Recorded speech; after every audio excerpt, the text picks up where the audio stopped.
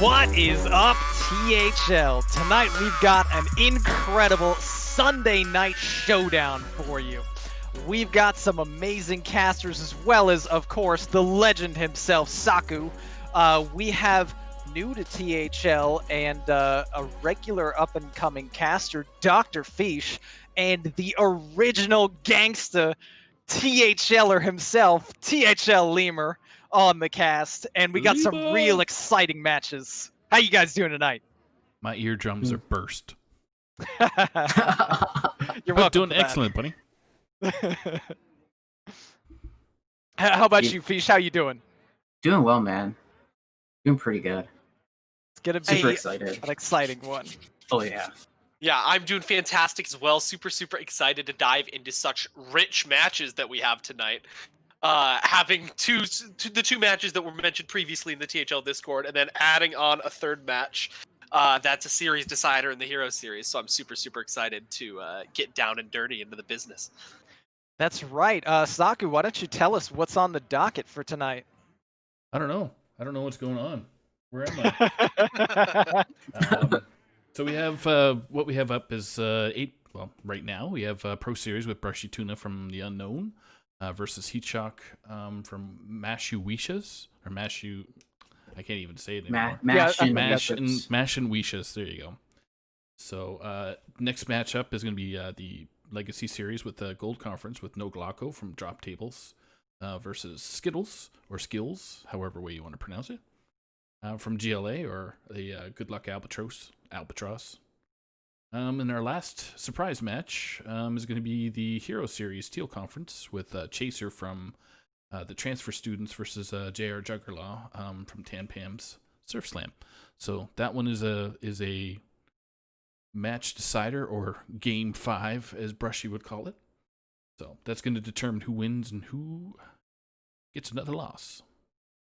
Yeah, and I think it's also it's the same thing for the SKItLLeZ and Glocko match as well. They're tied. So this is also, we have 2 deciders. And technically, it could be a decider in the first match of the night. If BrushyTuna wins, it will lock up a victory for the Unknown. If HeatShock wins, then we have a deciding match between Solo Jazz and Valdis, which is actually also being played right about now. So these players are going to be underway without knowing if Mashin Wishas actually gets both of these 2 wins. They do win the week, so possibly another decider. Wow, that's a docket of matches if I've ever heard it. 3 matches that have intense ramifications on the week. On Sunday, you're right. So, on the last day. Super exciting. So, do you guys want to go over the? Well, I guess quickly. We know what the bans are for Brushy and for HeatShock, which is both going to be Dragon Hunter. Jeez, get Dragon on my brain. Demon Hunter. So you guys can hit them up while I hit the players and make sure they're ready. So. Awesome. Yeah, so just looking over these lineups pretty quick. Obviously, both players have banned Demon Hunter, so we have a Druid, Mage, and Rogue from BrushyTuna, and a Mage, Rogue, and Shaman from HeatShock. Interesting that the Wishas have actually brought 3 Shaman this week. All of them looking like Totem Shaman. Like Totem Shaman. That's very interesting to me, because yesterday on stream we saw Itachi bring a Penflinger Shaman, like Quest Penflinger kind of deck, specifically to counter Priest. So it's interesting that they all decided to go with the Totem variety rather than that Penflinger Quest version that's been floating around. Yeah, in fairness, I know HeatShock has been pioneering a top 100 legend Totem Shaman, so it's not too surprising to see him and a couple of his teammates bringing that. And on the other side... yeah, for sure. On the other side, BrushyTuna with a lineup that features some techs for a Turtle Mage, but no Turtle Mage being brought from HeatShock, so we'll see how that's going to play out. Yeah, should be exciting. So both players are ready to go if everybody here is ready to go. Oh, of course. Oh, of course. Okay, so no further ado. To our viewers, HeatShock is going to be the first to spectate for our casters here. But it's going to be, HeatShock's going to be on the bottom with BrushyTuna on the top. All right. Oh, there's a comment from Brushy I just got. Said if it looks like HeatShock is going to beat me, you can just remove me from the group tonight to make room, unless you already have somebody in mind. Oh, man. So we'll just remove my Anadon. Stakes in this match than we initially thought. Yeah. There's also Tim Hortons, Timbits on the line there for Brushy. So. Oh man, love me some Timbits. Okay. Looks like they are still not quite in game yet, so we can't spectate yet. But while we're waiting, Ron asked how we were all doing, but what did we do with our days? I recorded a podcast about Battlegrounds today, and then I've just kind of been hanging around and getting ready for this after. Yeah, I watched some football and watched my Falcons, true to form, go out to a big lead and then choke and lose at the last minute. It was great. Oh, Good man. memories, you know? Oh, Shades that sounds awesome. Shades of the Super Bowl. Yeah. I'm so sorry. I'm pretty At much this did point, the you same. just come to expect it, so it's fine. Yep. Yeah. Well, it looks like the guys are in game, I think. Yeah. Play the Magic Eyeball game. Oh my Alright, gosh. so Mage versus Okay. Mage. Well, Let the games begin. You asked for it. And what we see here, HeatShock with a full mull, and BrushyTuna starting off with a really good hand for a tempo mage here. This might be a full keep. Yeah, I don't see what he would throw away, especially being on the coin. This hand looks very strong. Important Alright. to note as well that coin is golden. Job's done. Ooh, yeah, full golden. Very, very flashy. Nicely done, Tuna. Got to flex on him with that bling, that golden coin. Look at him hover that golden coin. Oh, look at that hover. We see it, Tuna. He knows. We see He it. knows. We see it. Oh yeah. Oh yeah. Oh no. Oh, Oh my god. He literally just messaged me, y'all see that golden coin. Hmm.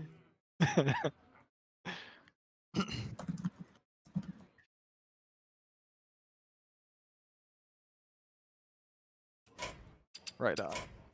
Also, naturally, I just told Tuna to shut up. I told him nice coin, and he said thank you. How So- polite.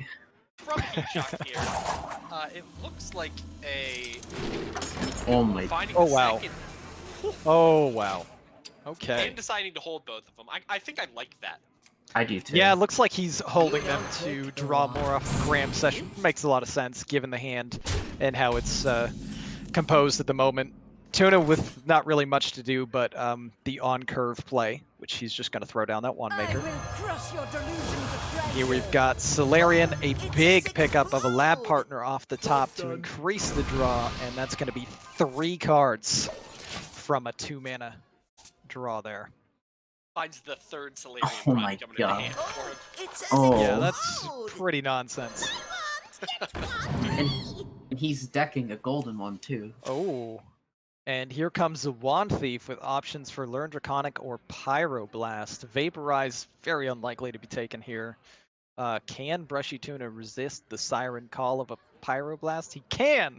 He takes the Learn Draconic, probably the better pick.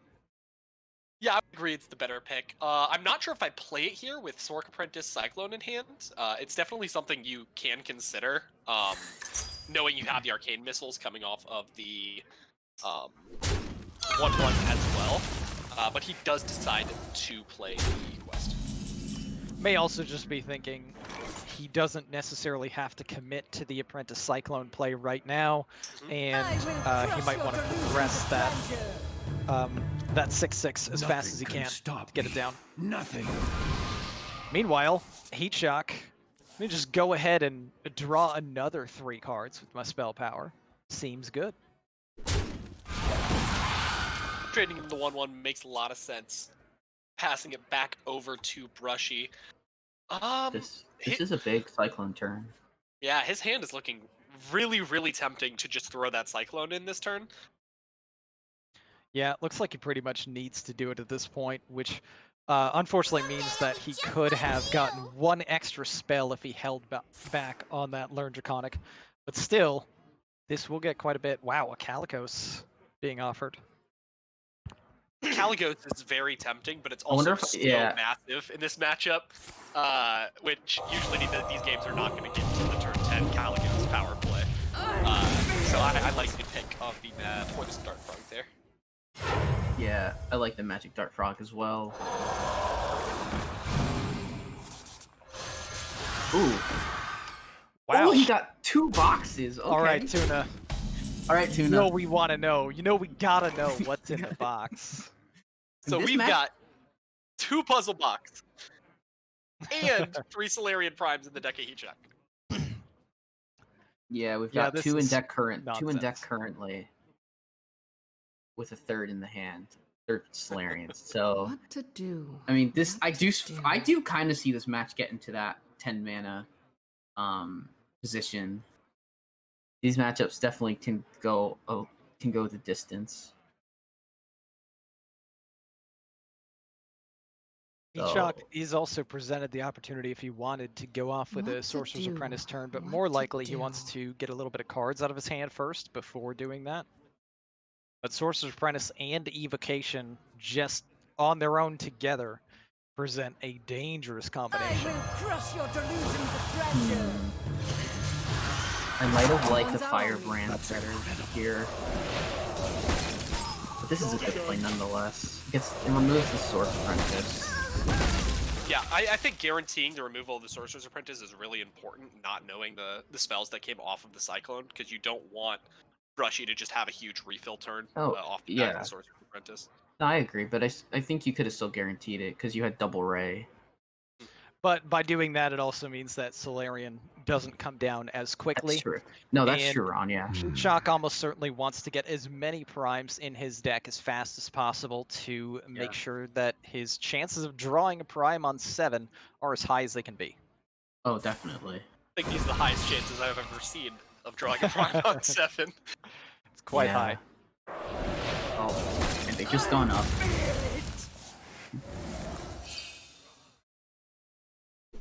Proc Quest to 5 and 8 looks like he's probably going to complete it next turn. But it looks like Brushy has the agency from the board position right now. HeatShock is holding for Sorc Apprentice, and Here we are go. going to see him pull the trigger. Here comes the turn. Ooh, that Arcane Explosion. Yeah, Arc is pretty Not bad. There's 2. Still cheap. Missiles comes down. Now we see the Evocation and shenanigans ensue. 0 mana giant incoming. Yeah. Oh my gosh. Double mirror image. Yeah, double 0 mana mirror image. That giant now costs 1. The next discovered spell will make the giant free. Doesn't need to play one of them now though. Yeah, I do like this quite a bit better. Just use the giant for 1 so you can get as much value as possible from the Cyclone. Do you like holding the devolving missiles on the side of HeatShock rather than cashing it into a different spell? It's debatable. I'm not going to question HeatShock's decision on that since he's far more experienced mage-wise than I am. True. A lot of reasons for keeping it though, just to deal with a dangerous minion that you don't have another answer to. Could also just make a giant easier to deal with. Tuna was offered an evocation there, and Snap picked a Ray of Frost. Very interesting. I think his hand's really clunky for that, right? I mean, you're keeping at least 2 cards. And you already have 1 Evo in hand, so... Or, did I see? Yeah, there's 1 Evo in hand. See the Magic Dark Frogs smite off that Sorcerer. Yeah. Yeah, that Sniper Dark Frog there. So we see some most players here.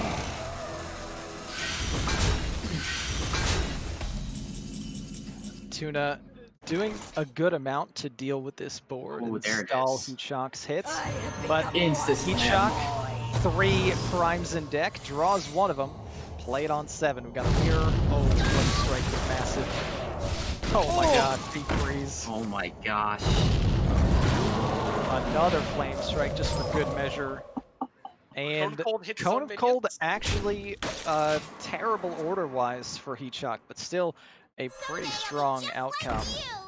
Sorcerer off now, the top, pretty big. yeah, real quick, just slam the Sorcerer's Apprentice and get all those cards out of your hand and play the Evocation for sure. So with the water elementals being frozen, what's the interaction with Cone of Cold with them being asleep the turn? Is it 2 turns before they're unfrozen? Yeah, he won't be able to play it until his HeatShock won't be able to attack with them until I think his 9-mana turn because of that. No, I think they unfreeze on the following Do they turn. unfreeze even though they weren't able to attack before? Oh, I'm unsure. We'll see what happens. Unfortunately, Tuna really wants to play these boxes. Yeah. He got some pretty large cards, not as many small spells off of his evocation as he was probably Interesting that he's not mousing his polymorph. I would expect a polymorph here on the 7th. Okay, he is deciding to go with that.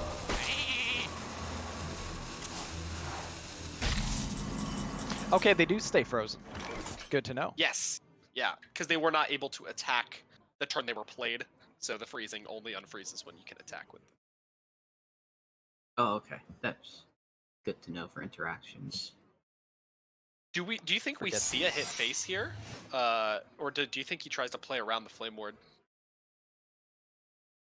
Very reasonable to play around Flame Ward, since the giant would just die. If it is in fact Flame Ward, pushing 2 doesn't really do much. And we do see HeatShock respect the fact that Ooh, the Tricaster makes those puzzle boxes unplayable, but he's got to play it. That was a snap pick Tome of Intellect. I didn't even see the other options. And yeah, Tuna's got some options here. I wonder if he takes the Pilgrim. Roz is good, obviously, but if your spell power dies, then Roz just does 1 to the board. The Pilgrim could actually cast a helpful spell. I think Tuna's idea is that he's just playing Puzzle Box next turn anyway. Well, he can't play it on 9 mana. I was gonna say. Oh, he had the Sork on the board. You're totally right. So yeah, for Poland makes more sense there, I think. And here was HeatShock's best test for Flame Ward. At the very least, get the 8 damage in. Turns out it is the Ice Barrier, though. You might just slam another Solarian Prime. I think we're looking at a Texas Blast. Yeah, Texas, and just gonna set maybe even go with the Arcane Missiles, but probably gonna hold it. Yeah. Solarian Prime could just end the game, but at the same time, you're so far ahead that I don't think it matters. I think you just hold it for a rainy day. Pretty good draw for BrushyTuna when it comes to the Ray of Frost off the top. Stall some of the damage coming his way.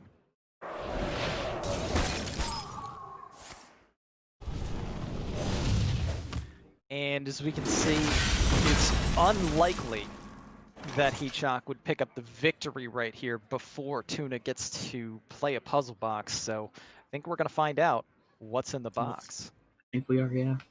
You fight me, you get burned.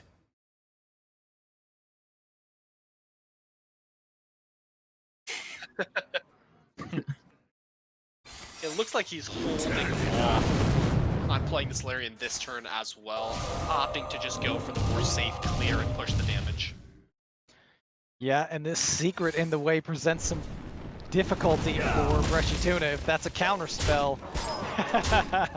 This message, I swear to God, if that's a counter spell, I'm gonna log out of Hearthstone. Nothing can stop me. All right, here it is. What's in the box? Awful. Awful. Bad ones. That one only good if it hits his face. Did not hit face. Never Huffer. Oh, this is a low roll so far. This looks really bad. Yeah. Exceptionally bad. Yeah. You fight me, you get burned. Wow. Oh, man. And that's gonna do it. That's gonna do it. Wow. Yeah, Tuna gets on out of here. At least we got to see what's in the box. He says, damn, I should have went with the left Unfortunately. So, HeatShock goes up 1-0. Yeah, we knew HeatShock was winning that game. As soon as he queued the 1K Jaina against the hero portrait that Brushy was using, I mean, it was a given. All right, so with HeatShock going up 1-0 over Tuna, what do you think we see next? Well, we're gonna find out right now. So, yeah, they queued up so quickly, we don't really have time to speculate much. HeatShock going in with a Rogue, and BrushyTuna bringing the Mage on back. We didn't even get to see his Uncle Tony appear. We're hoping not to see it either. That would be not a good draw. Yeah, the Turtle Mage tech, when you're not playing Turtle Mage, winds up not being very useful. Yeah. So, something important to note in HeatShock's deck list that he's bringing with this Rogue is that he is playing a copy of Flick's Skyshift. So, if a Giant comes down early and that Flick can meet with a Giant, the Mage has a lot less pressure. So, if that ends up happening, I think HeatShock will be in a pretty good position. And also playing the Cult Neophyte, which we saw in the mulligan that he decided to put back, that can really disrupt those sorts of explode! Absolutely. Yeah, absolutely. So not a whole lot interesting going on just yet for the first couple turns. Really excellent top deck for BrushyTuna here with the Cram Session off the top. Gonna play his 2-mana draw too. Oh, this Edwin is massive, right?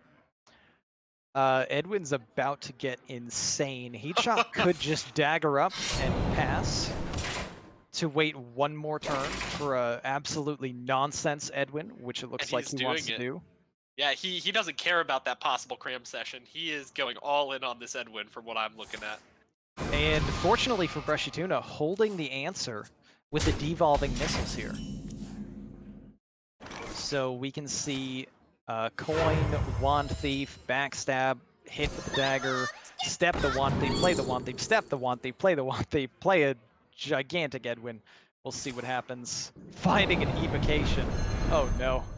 Oh, well. That actually gives him an out to this devolving missiles potential. Found the one interesting options. Polymorph is reasonable to deal with giants. True.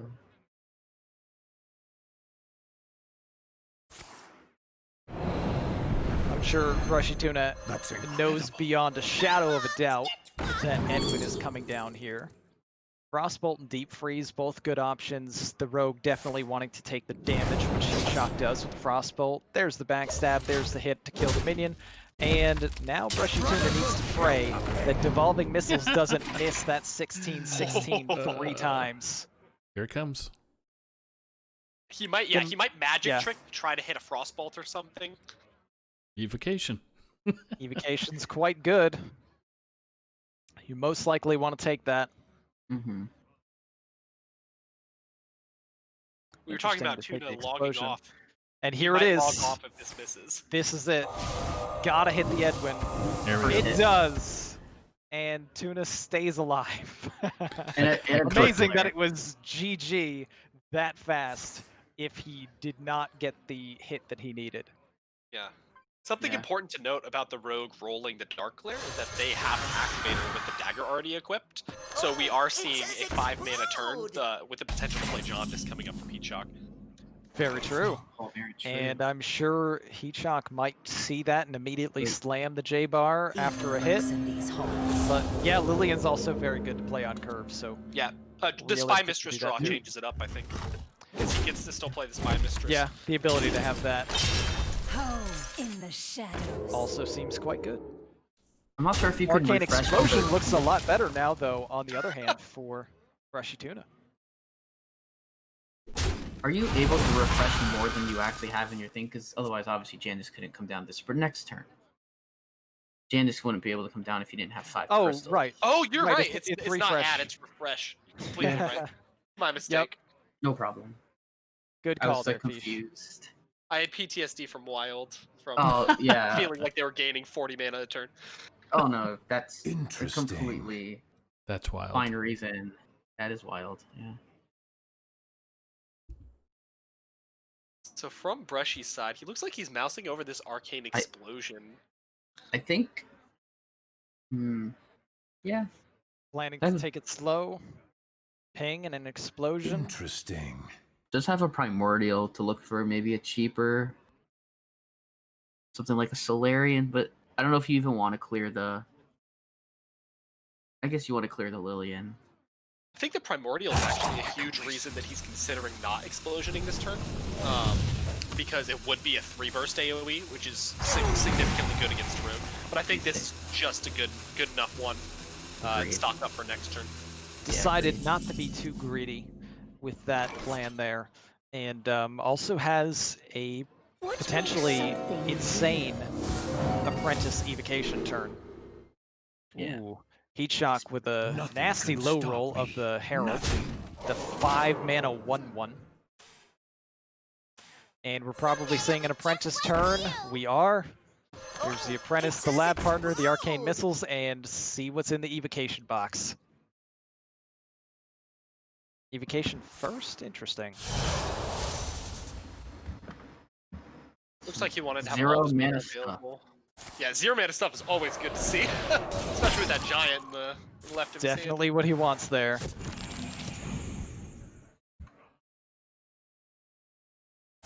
Combustion's here. so good.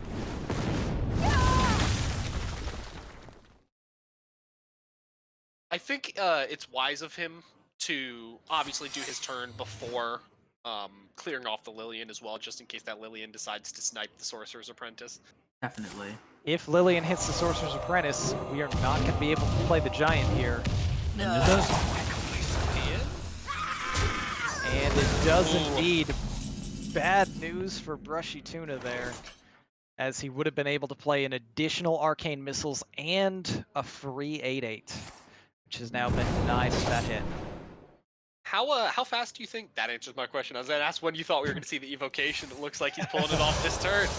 And HeatShock says, all right, I'll see your evocation and raise you an evocation. But very expensive options on his side. Not at all the evocation he was hoping for. And yeah, well, I was literally thinking it as I was thinking it. BrushyTuna messages me and says, even when this man doesn't play mage, he plays mage. That's true. Indeed. That's true. He has become a mage now at this point. All right, interesting options here being presented. Does Tuna want to make some friends? Like Grab the Bright Wing? I like that Bright Wing pickup. Take the minion on curve, get another random value card. Paladin. That is pretty big. Hey, that's another way to deal with a charged up questing adventurer. Yeah. So we see the polymorph coming down on the Giant. Luckily for HeatShock, he had a pretty clean insert to the board that Tuna delivered, but he is running out of resources very quickly. You don't pick the wand. Absolutely, and BrushyTuna with more refill here. If one of these wand makers is an Evo, not an Evo, unless there's an Evo in that Tome of Intellect. Ooh. Oh, Pyroblast, yes. so tempting. Looks like he wants it here. And a puzzle box. Oh my okay. God. Brushy pulling off. All right, come turn 10. We're going to see if he's a stream player or a good player. The answer is yes. We'll have to see how much health the rogue has at that point.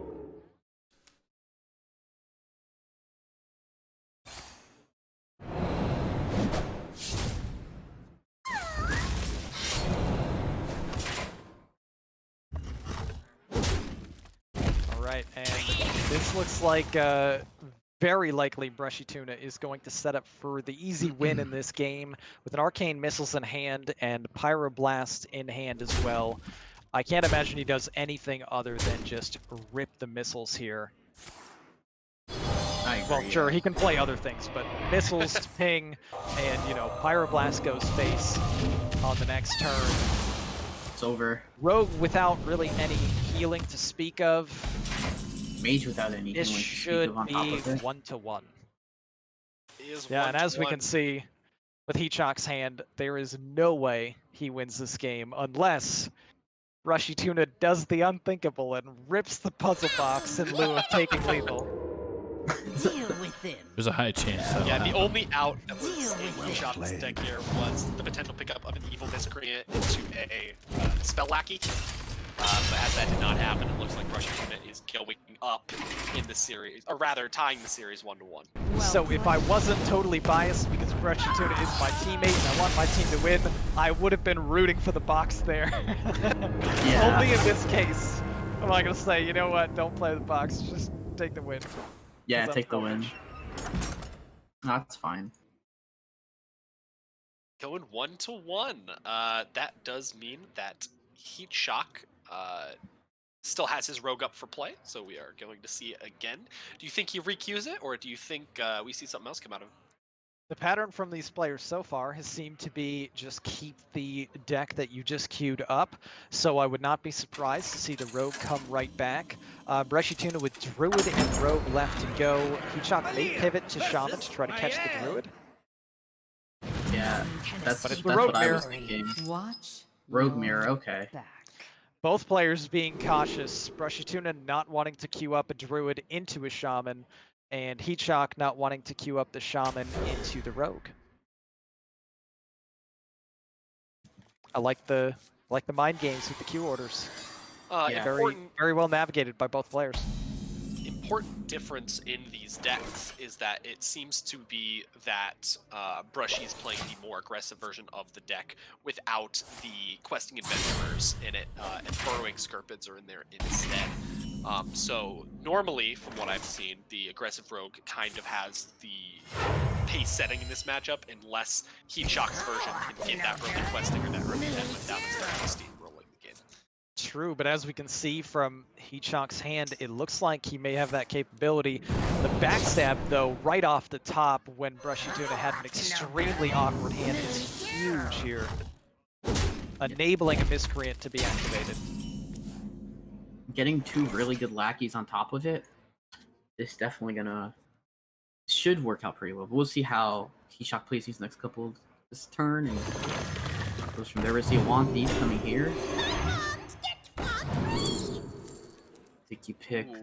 I think Devolving is probably too tempting not to take because of the ability of Edwin just wrecking you. Ooh, so and a rush dragon. Waxadread and Evasive Worm both look like attractive options. Mally most likely not the pick though. Well, looking at HeatShock's hand, he might take the Waxadread here just because he doesn't have a 5 play currently. The most he would want to do on 5 is maybe power up the Questing Adventurer, but he does not have stealth available to him right now. So it depends on if he has a read yet on the fact that Tuna's hand is kind of weak. In which case he'd probably take the Evasive Worm and just try to steamroll it down. But he does take the Waxadread to get that 2-5 guaranteed play. I like the Waxadread pick. I think it was the strongest option there, and you know he can always find a play on turn 4 to bridge right into that. And he already has board presence. Tuna here, ripping the Spell Lackey, and some interesting options. Not great, but we'll see what happens off of the Dragon's Horde when it gets played. Considering possibly a 4/4 Edwin?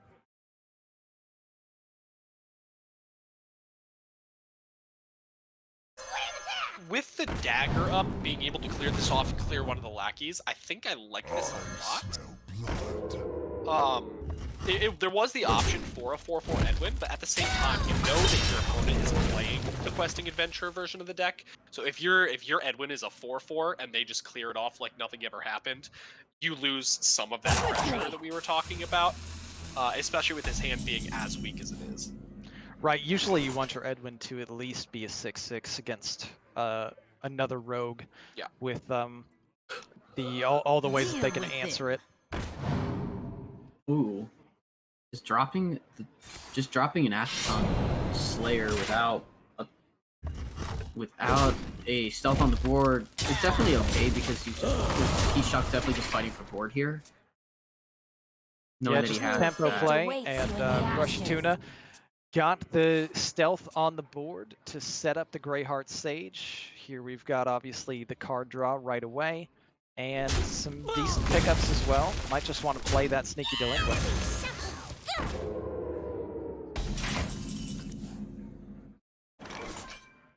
And now we see... Yeah, the stealth to activate his own. I was curious if he was going to still slam the Waxadread or go with the draw, since he did just pick up the draw option, and definitely electing most likely the stronger of the two options there with card draw. Yeah, the only slight contentious point there is that this lines up against the board slightly worse, but because we do know that Brushy is playing Sap, that's a huge card against Waxadread. It just puts the tempo completely in the favor of the player who got to play the Sap. Oh, and we've got more card draw with that top deck from BrushyTuna if he wants it. Also could go in with an Edwin turn here, but hard to pass up more card draw when you top deck it. Yeah, I'd quite like to see the card draw come out here because he is running, I believe he's running another Backstab or a Shadow Step, and those are both cards that can help buff the Edwin, which he didn't find. But looking for 1 mana cards to buff Edwin would be nice. If that wasn't a possible play. He has 1 mana cards and spades right now. Yeah, definitely. Little surprised to see the Infiltrator come down over one of the Spy Mistresses, given it's just 1 fewer attack, but it may not be relevant. Maybe planning to use that for a trade instead. Well, because we know HeatShock always plays Mage, he was probably expecting an Arcane Missiles to come out. That's right. And here, finally, we have the Questing Adventure turn from HeatShock. Ripping the Devolving now. Missed the Delinquent completely. So, Brushy will get a Spectral Delinquent. Yeah, not a bad outcome, all things considered for HeatShock here. No. BrushyTuna with Flick in hand. Yeah, he's snap picked that Flick in hand. He knows there's another Questing Adventure. Get all the Questings out of here and start fighting right back on this board. And what's so key about that play is that Brushy has no Questings in deck. So that's just clearing those out. Yeah, I think I would like to see the mirror image pick here from BrushyTuna off that Wand Thief option. Arcane Explosion, though, looks like he's trying to just contest the stealth minions right back with their 1 health. He knows that reasonable pick. Yeah, he knows HeatShock has that Spectral Delinquent in hand, so I think his thought process was, okay, I have a guaranteed clear on 2 minions if he's not trading here. With the Arcane Explosion, but I think I agree that the mirror image is very good against Rogue specifically. We do see the Waxadread come out of HeatShock with the Spectral Delinquent. Yeah, I think we're just gonna see it get bounced back. On the next turn, he looks like eyeing up a trade. No, didn't even attack. No attack. And holds back, so the Arcane Explosion pick looks like it's gonna pay off pretty reasonably well for BrushyTuna here. We can also play that Dragon's Horde or a Spy Mistress along with the Sap and an Edwin. Looks like he's going in with the Edwin. Alright, here we go. That's an 8/8. The Brotherhood shall prevail. Boom. And a very strong and difficult board to answer right now for BrushyTuna. That Sap coming up big to just deal with that Waxadread very nicely. Meanwhile, HeatShock, also had Sap. Yeah. Worked out very well for him, and he gets to make his own Edwin turn here. He says, I see your Edwin, and I raise you an Edwin. I see your Sap Edwin play, and raise you a Sap Edwin play. All right, battle the Edwins. But does Tuna have an out for lethal here? Secret Passage, finding Eviscerate. 2 off lethal right now? Dragon's Horde, I don't think can find anything for lethal either, but 4, 7, maybe. 8, No, it 9, definitely 10. could. It's Yeah, 10 on. It's 10, yeah. Secret Passage, finding Eviscerate is. Yeah, with the dagger, he's at 11 damage, so he could just find the lethal. Most likely, we're going to see a Secret Passage. Yeah. You can even play the Reliquary if you want. We might see like a Reliquary backstab Edwin just to be a little bit stronger on board, but no, he's just going in for the Eviscerate right now. See if he can find it. Oh, Wand Thief. Wand Thief is good. Ash Tongue Player is actually lethal. Yes, Ash Tongue is lethal, yeah. Deal with I it. think Brushy finds Auto slammed the Wand Thief before even, noticing the other pickup, but then sees that. You gotta try for Fireball, right? Or he was going for Stylish. And very nicely navigated from BrushyTuna, taking a 2-1 lead over HeatShock now, and just has Druid left to go. I'm pretty sure we're going to see his Druid come in, and HeatShock will queue up his Shaman at this point. I was just about to say that. Oh, sorry, buddy. Beat me to it. You're good. RonMexico over here sweating a little bit less as Brushy goes up in the series 2-1. Yeah. That alone is pretty big. The Unknown now has a 12-6 lead in points. So BrushyTuna's 2 points here means that Solo Jazz doesn't even necessarily have to win over Valdis. As long as he picks up a few more points, that would also clinch it for Unknown on the week, provided HeatShock won. Yeah. Mm-hmm. So look. And Tuna mentions no BM intended, by the way. He just started playing cards as they showed up. Makes sense. He saw the Wand Thief and he was like, that's almost lethal every time. Throw. Yeah, he's like, come on, Wand Thief lethal. And there's, oh wait, there's this other card that's lethal. There's actual lethal. You stand before King Rastakhan. And here it is in a matchup that I'm sure HeatShock feels favorable into. Oh. BrushyTuna, though, holding a pretty decently strong hand with Breath of Dreams and a Dragon. Broomstick and Twilight Runner as well. I don't know if those get capped, though. Yeah, he might just say this even keeping Breath and Dragon might be too slow. Might just want to go for those Guardian. Might be looking for those GAs. Definitely mulling over possibilities. Well, I think you have to keep the Breath and the Ysera because you need ramp. The only way you win is by ramping. He has to hit, I think maybe more ramp than this. But you definitely keep the guaranteed ramp when you have it in your hand, and hopefully you pick up an Overgrowth. Yeah. And on HeatShock's side, holding on to the Totemic Surge and the Tour Guide, tosses the other Tour Guide, and picks up a Broomstick of his own. We see HeatShock just developing on board as fast as possible. Brushy has all of the makings this game past the Overgrowth to actually really contest this, though, having the Crystal Power, Overflow, and On-Spot Defender in hand, which are all really, really strong cards in the matchup. Aggressive matchups in general, which this Totem Shaman definitely is going to be. True.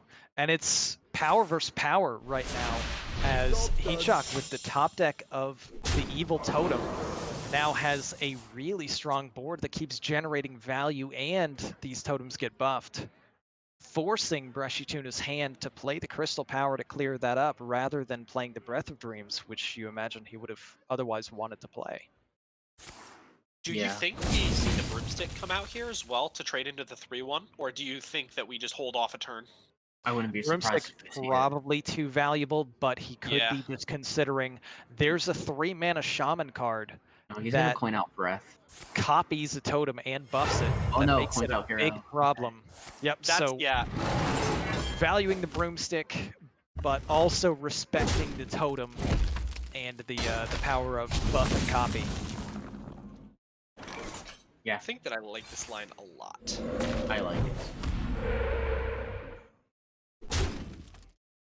And a bit awkward on HeatShock's side. Just got to play that witchy lackey. Not the lackey he would have preferred, I'm sure.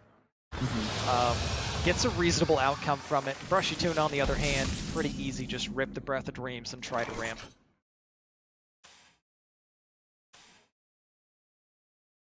Oh, this double rack is pretty nice. Yeah, and looks like, yep, you just want to get as many minions on board, as big a presence as possible, and buff everything.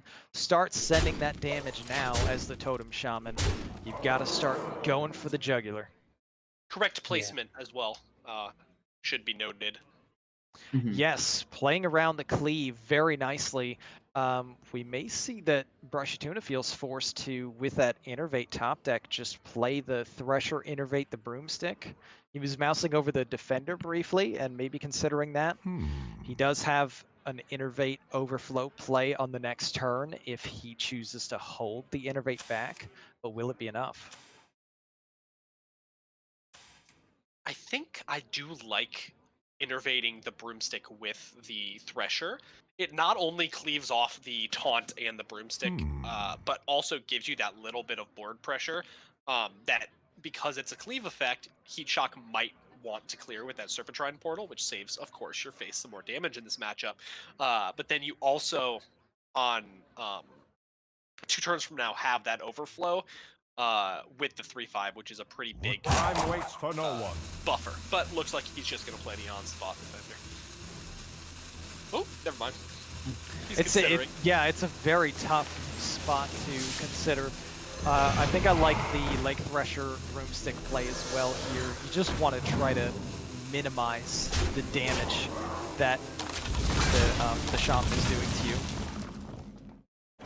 And even trades the Broomstick in just to weaken the Wandmaker down to a 3/2 as well. I almost would like to see the Broomstick go into the 1/3 totem, just to play around Totemic a little bit. Because into the 3/2 that he might be trading isn't that impactful, especially since you already used your Crystal Power and don't really have a way to deal that damage. True. And wow, that is a questing adventurer that came off the Serpentine Portal. So if BrushyTuna doesn't have a way to kill that questing adventurer, but look at that, a lightning bloom off the top, and maybe BrushyTuna finds the Crystal Power or some other way to deal with the board. Draws. Well, there's 2 defenders, which isn't bad, and HeatShock is so low on cards that realistically the questing adventurer doesn't get charged up to incredibly scary point just yet. No. HeatShock plays everything out in the right order, naturally. Now, importantly, we cannot play our Guardian Animals this turn. Unless he top decks another. He did not top deck the other Lightning Bloom. The Innervate, though, crucially, allowing the Emerald Explorer, but this looks dire for BrushyTuna right now. Insta-picks the Brightwing. Oh, wow. Reader off That's the a top. voracious reader when HeatShock is out of cards. Is this just... HeatShock is currently 2 off lethal. Yeah, he's gonna trade to keep that alive, yeah. Keeps the board as wide as possible. Have to imagine he hero powers through this turn as well. And there's going to be a 3-card refill, and BrushyTuna is going to be desperate. Drawing the Teacher's Pet. That's actually pretty okay. You want to guarantee a Thresher. 2 runners. Alright, that still works. Actually bad, but yeah. Probably not good enough. There's a Lightning Bloom, though. It's just not good enough. Not good enough. Yeah. Needed that Thresher. The Thresher, but even then, that still wasn't enough. And in the favorable matchup, HeatShock's Totem Shaman thrives over the Guardian Animals Druid. BrushyTuna almost got there at numerous points with different ramp into strong plays, but the pressure and presence of that Totem Shaman showing why it's favored there. HeatShock playing it to perfection. Now here it is. Best words in all of Hearthstone. Game 5. Hey. With Series 1 already going to Game 5, I'm excited for the other 2 too. Oh yeah. So, and this is going to be an interesting matchup. We do see the early Home in the shell. Pressure definitely starting with the hand he wants, with stealth aggressive minions quickly. Definitely. There's an Edwin, which could be a 6/6 on the next turn. Yeah, we're also we do see Wild Growth in Brushy's hand. Brushy could actually go for that next turn. We're gonna see an attack. We will see the organ go down. Always keeping that stealth up for a potential Greyheart draw. Brushy opting to not innervate and coin out a overgrowth. Seems fine. Yeah, I that's think fine. instead he's gonna innervate coin maybe the pet. And there That's is why a you draw right off the top for HeatShock.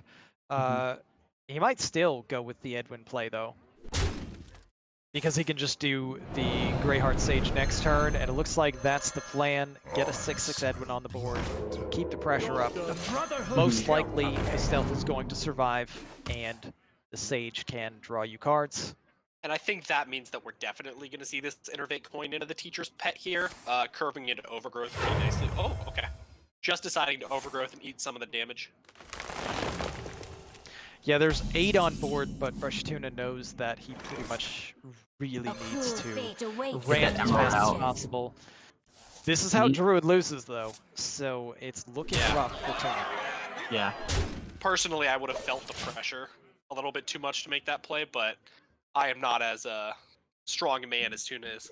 Because Emerald is just really good, and you can combine that with Crystal Power off an Innervate to take out the 2/1. And force Draconid, probably the pick here. Oh man, there is the answer though. Could also pick Mage Scribe with the 0 mana spell in hand, but yeah, the Evasive Draconid definitely seems strong. And with a sap in hand for HeatShock, this is gonna see like a nice game. He has lethal this turn if he finds Eviscerate off of Secret Passage, or Eviscerate off of one. Or, if he specifically led with Sap Secret Passage, he could have had a lethal. Yeah, you're right. But taking it a little bit safer.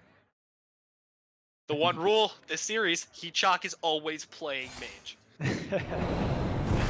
And yeah, that evocation is going to be nonsense, especially with the Secret Passage. It means you can actually keep all of those cards that you randomly generate if you play Evo and then Passage. Oh, GA is big. But BrushyTuna just looks dead. Yeah. I think it's very, very hard to find it out. Thresher's good. Because you have a Defender in hand. You can Defender both of those cards. Yeah. You can Defender innervate into Crystal Power. Yeah. Which he's almost certainly going to need to do. Yeah. Because if you throw the Thresher in between the Edwin and the 2/1. He has is there hand size issues if he attacks? No, he won't burn. He'll go up to exactly 10. Okay. Yeah. Guaranteed kill on Edwin. Yep. Which means the Thresher hits right in the middle there. Still leaving 6 damage on the board. Yeah. We're definitely going to see the Innervate Crystal Power here. Yeah. I don't know. Because Eviscerate's such a problem, but if we have Eviscerate, you can make 1 last turn anyway. So I might have liked taking as much damage off the board as possible and just leaving up the 3/1 stealth. HeatShock just leading with the Secret Passage now, other than the Evo's Passage turn. Looking for multiple outs for lethal. Gonna go. It's not. If he miscreants. No, there's not an explicit lethal here. Yeah. No, there isn't. Just because of the Defender. In that case, we probably just push the 3 with the Ash Tongue and play the Miscreant and Shadow Step the Stealth and replay it. Potentially Shadow Step the Miscreant. Deal with them. Try to find more Kobold lackeys. Also, an option would be to Shadow Step the Greyheart Sage, but then you miss the 3 damage, so most likely there's not going to be the out he chooses. Now he might want to save that Shadow Step for the Shoot Lackey, because that represents 4 damage on its own. It was off Passage, so it's going away after this turn. Oh, true. The Shadow Step is going to go back. Yeah, so he has to use it if he wants it. He's going to do it on the Miscreant. Okay.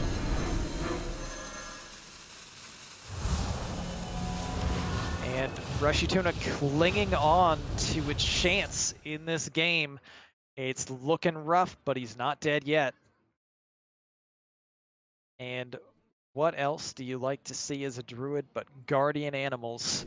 Although this turn, maybe just gonna throw down that evasive Draconid. Yeah, well, we see he has Pet in hand, and that is the only copy of Pet that he's playing. So we know that it will not guarantee a taunt off of guardian animals. He can't roll one. So I would expect him to try to taunt up a little bit this turn. Going with the minion that can be sapped rather than the one that can't. There is no sap left. Right. Oh, true. He runs one. I think in that. So this is good. So this will stick. So that's reasonable then. My only issue with this line is that we saw him Shadow Step the Miscreant, so he has a lot of spell lackey rolls. In the shadows. Potentially. And here it is. See what he finds off Miscreant. I mean, it's just one off anyways. Did not find the additional damage. One off lethal still with the Shoot Lackey and Eviscerate. Evo for Frostbolt is lethal. Probably yeah, there's a lot of lines where you use find his it, Evo that way. Yeah. Right, Again, just playing a little bit safer. Going with a Lillian. I don't mind Lillian, this play at all. you know, could randomly hit face and just be lethal. Oh, that's big. For later on, but definitely not now. But having that overflow is gonna help. Could get wild. There's no Feoris in hand yet. There's a lot of ways that I think that this game can be played. I like playing a Draconid here for sure, and then I think I just like hero power. Your feeble magic amuses me. Accumulate as much armor as possible. I would trade into the Cobalt. Has he used both Shadow Steps, or did he just use one? He's only used one. Yeah, I might have liked trading into the Cobalt Lackey. He's gonna do it with zero power. Okay. Yeah, the Miscreant is another one you don't want to leave up for a Shadow Step either. Of course. And now HeatShock has a lethal out with Lillian. Lillian could hit face and give him the Eviscerate lethal. We'll see what it does. 50-50. It won the last one. Did not win this one. And it misses the 50-50. And HeatShock still so close, yet so far. Yeah, I feel like we've been on the edge of our seats this entire game from BrushyTuna's perspective, just waiting for the lethal to happen because there's been multiple turns that we could have rolled it, but decided not to. Maligos. Yes, Sarah.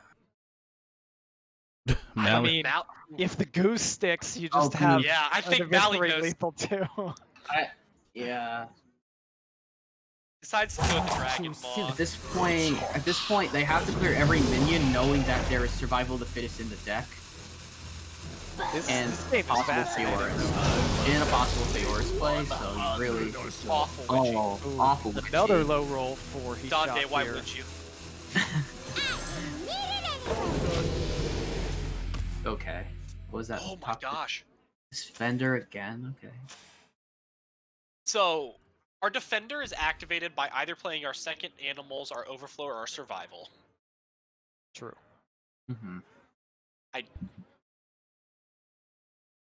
It's another tough position to be in from BrushyTuna's side.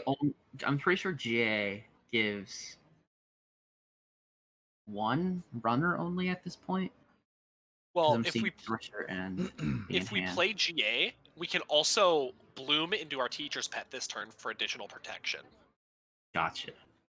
Same with Overflow, but I think I like Survival of the Fittest, kind of hedging your bets, but at the same time, you don't know how much this questing adventure is going to grow up. Well, Survival of the Fittest would enable killing the questing adventure and playing With this the 8/7, 0 mana 7/9 taunt, which I like this play quite a bit from BrushyTuna. May even see a Lightning Bloom hero power just for the additional one armor. Don't know if that's going to be relevant though. I don't know if he has a read on Eviscerate in the hand of HeatShock. It'd be very interesting to ask him after the series, but this evocation could just end the game. And here it is, evocation. Even when HeatShock isn't playing mage, he's still playing mage. There's the Frostbolt and the Eviscerate, and that's going to wrap up the series. Very exciting match all the way through. Congratulations to HeatShock on a pretty thrilling 5-game victory. Yeah, really, really well done from HeatShock. Really good series between him and Brushy. I'm very, very interested to ask him a couple of questions if we're going to have him in. Yep, I'm just going to see if I can line him up here. Just give me 1 sec. Yeah, that was definitely a series that was determined by evocations on both sides. Really, really was. There were so many.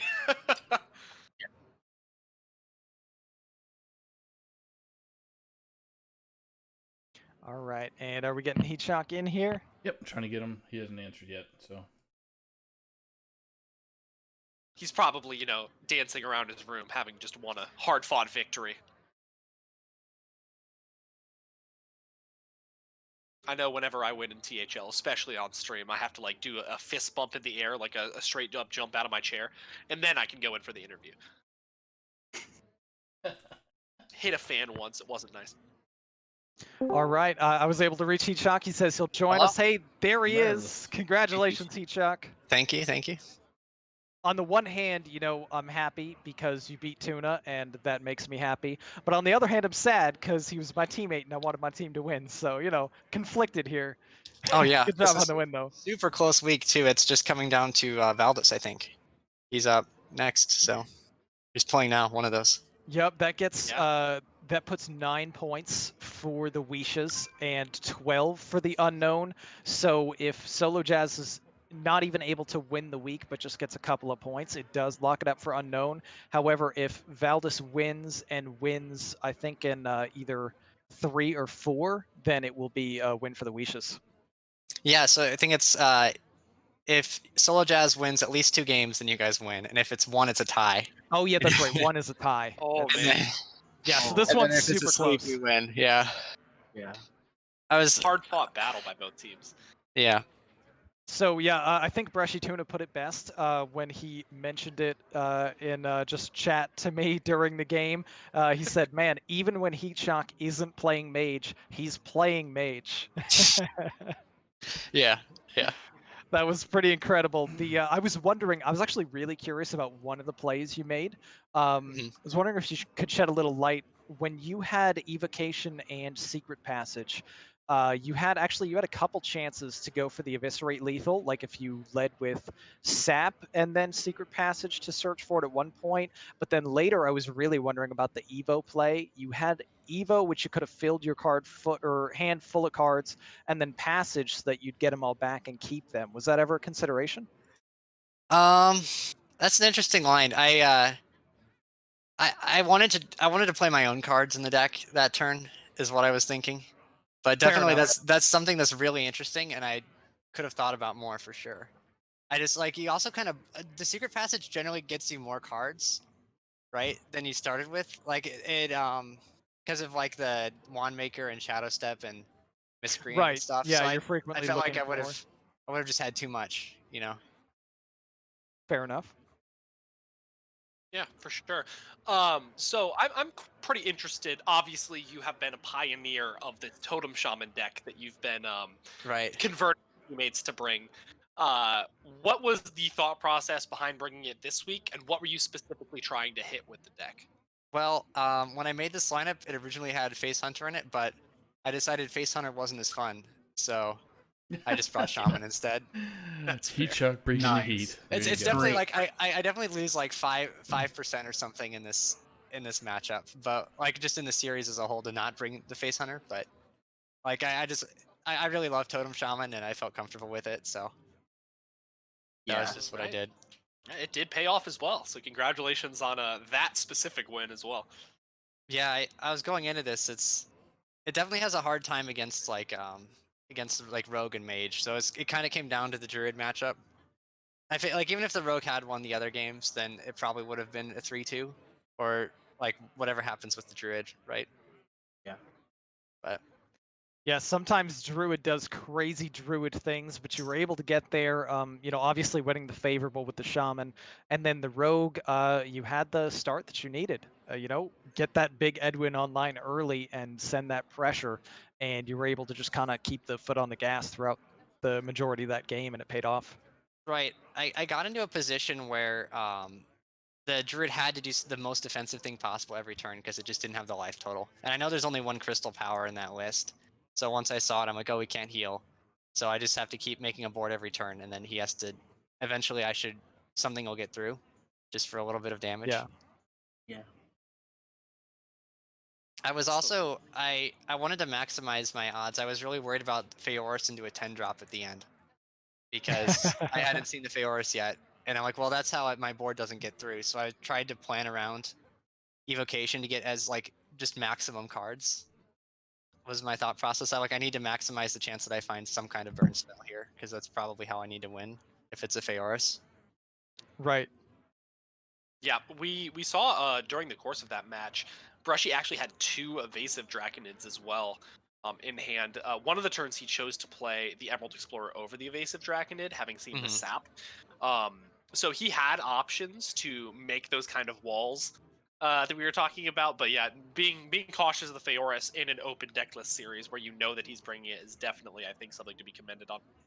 Right. Yeah, I think Pro is definitely my favorite to play in because of it's much more interesting when you know like what can happen, and there's a lot of things to take into consideration, and you're not winging it. So it's definitely a lot of fun. Yeah, Pro is very fun. No surprises with the anything from a closed list. We're coming up on the point in the live stream actually where you're just about to take that 50-50 with the Lillian that would have found you lethal. So there were so many close calls. It was really a thrilling match. Yeah. I wonder too. I could have evocationed that turn with the Lillian and tried to look for something to deal with the 4/8, so it always pushes face. Right. Yeah. I was really torn there. I think I feel like Rogue was my weakest deck this week, and it probably showed. Like I think I need to put some more time in there, but the Shaman and the Mage I felt good about. So yeah, I was interested in that play as well because I was thinking you were going to try to evocation to try to find a Frostbolt or a Polymorph. Because either or would have been the game one way or the other, but it ended up happening. The evocation ended up getting you there. So congratulations to you. Do you have any shout outs you want to give? No. Shout out to Valdez for talking me into the Totem Shaman for this week. It's right. It's fun. So that's what THL is about. Thanks so much for joining us, HeatShock. Great match tonight. Yeah, absolutely. Congrats again. And, well, I won't necessarily say good luck to your team, but I will say good luck to your team after this week and going forward the rest of the season. It's always a pleasure to have you on. Yeah, you guys as well. You're a really strong team, so I'm sure maybe we might even see you in the playoffs again. So. Ooh. Yeah, absolutely. Hey, you guys could maybe get your revenge on us after, you know, we basically exploited your Hearthstone fatigue in the playoffs last season. So Yeah, we'll I think we're all kind of tired. So. Yeah, it's fair. It happens. Exploitation. Best possible way of playing Hearthstone. Yeah, although that was the only other time I brought Shaman in THL was the time I played you. So it's oh yeah, that's right. Right on. Well, hope you have a great rest of your night, man. Again, congrats on the win, and enjoy the rest of your remaining hours of your weekend. Thanks, you too. All right, so that brings us up to our next match, which is our legacy match. Woohoo! All right, and it is NoGlocko versus SKItLLeZ. Yep, I already got the bands. So the bands are NoGlocko's Warriors band with SKItLLeZ Demon Hunters band. Fantastic. Those are both good bands from both sides, looking at the classes. And as we were discussing earlier, this is a series decider, if I'm correct, right? Yep. Yeah, this will decide it. Yeah, so if NoGlocko takes down the win, Drop Tables is going to be going up in the week to take it down, and if SKItLLeZ win, GLA is going to be the champions of this week moving forward. Yep, and this will be GLA's first win of the season if they take this. They're sitting 0-3, rough start. Still have quite a lot of points though. Yep. In a very always love an underdog. In a difficult gold conference. It's so weird seeing that GLA is a underdog because they've traditionally been a really good team. You guys ready to rock? Because I'll just tell the players to press that button. Absolutely. Sure. Let's do it. So, Just to recap, of course, what the players brought was Demon Hunter, Mage, Priest, Warrior on NoGlocko's side, and Demon Hunter, Druid, Mage, Warrior on SKItLLeZ side. We already know the bans. What do you guys think we're going to see the leads from these players?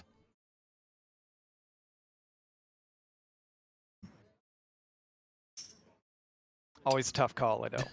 Yeah, I'm trying to think through their lineups. Hey, when in doubt, just randomize, right?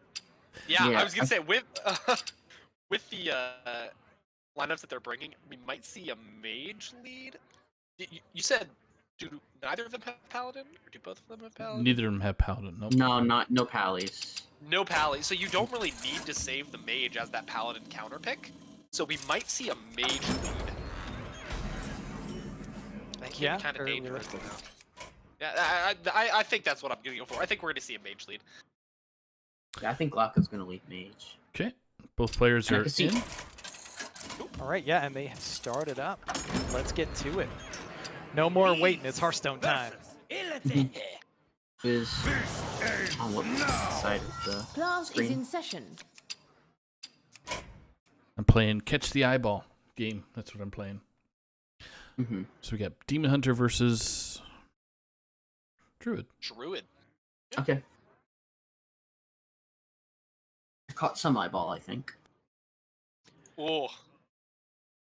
We see NoGlocko running the Big Daddy Magtheridon as well in his Demon Hunter list. Yes. And yeah, makes a lot of sense as the Druid counter. But oftentimes Druid still finds a way to get those victories. And we see that SKItLLeZ is already holding two of the most important cards he needs to get that high roll.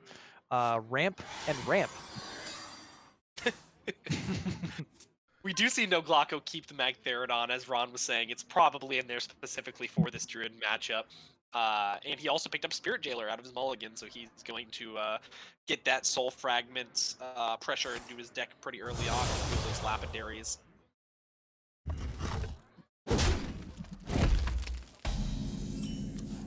Collecting the hero power on the first turn.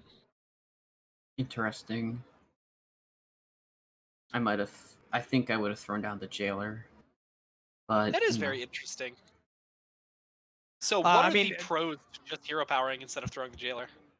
So basically, you're playing around guardian animals coming out on an early turn. So there's kind of like two schools of thought with Demon Hunter, Soul Demon Hunter against Druid, which is either you want to try to put your minions on board and forget about, you know, them getting a guardian animals early and try to pressure them, or you just wait and you don't play any minions at all until, you know, much later in the game.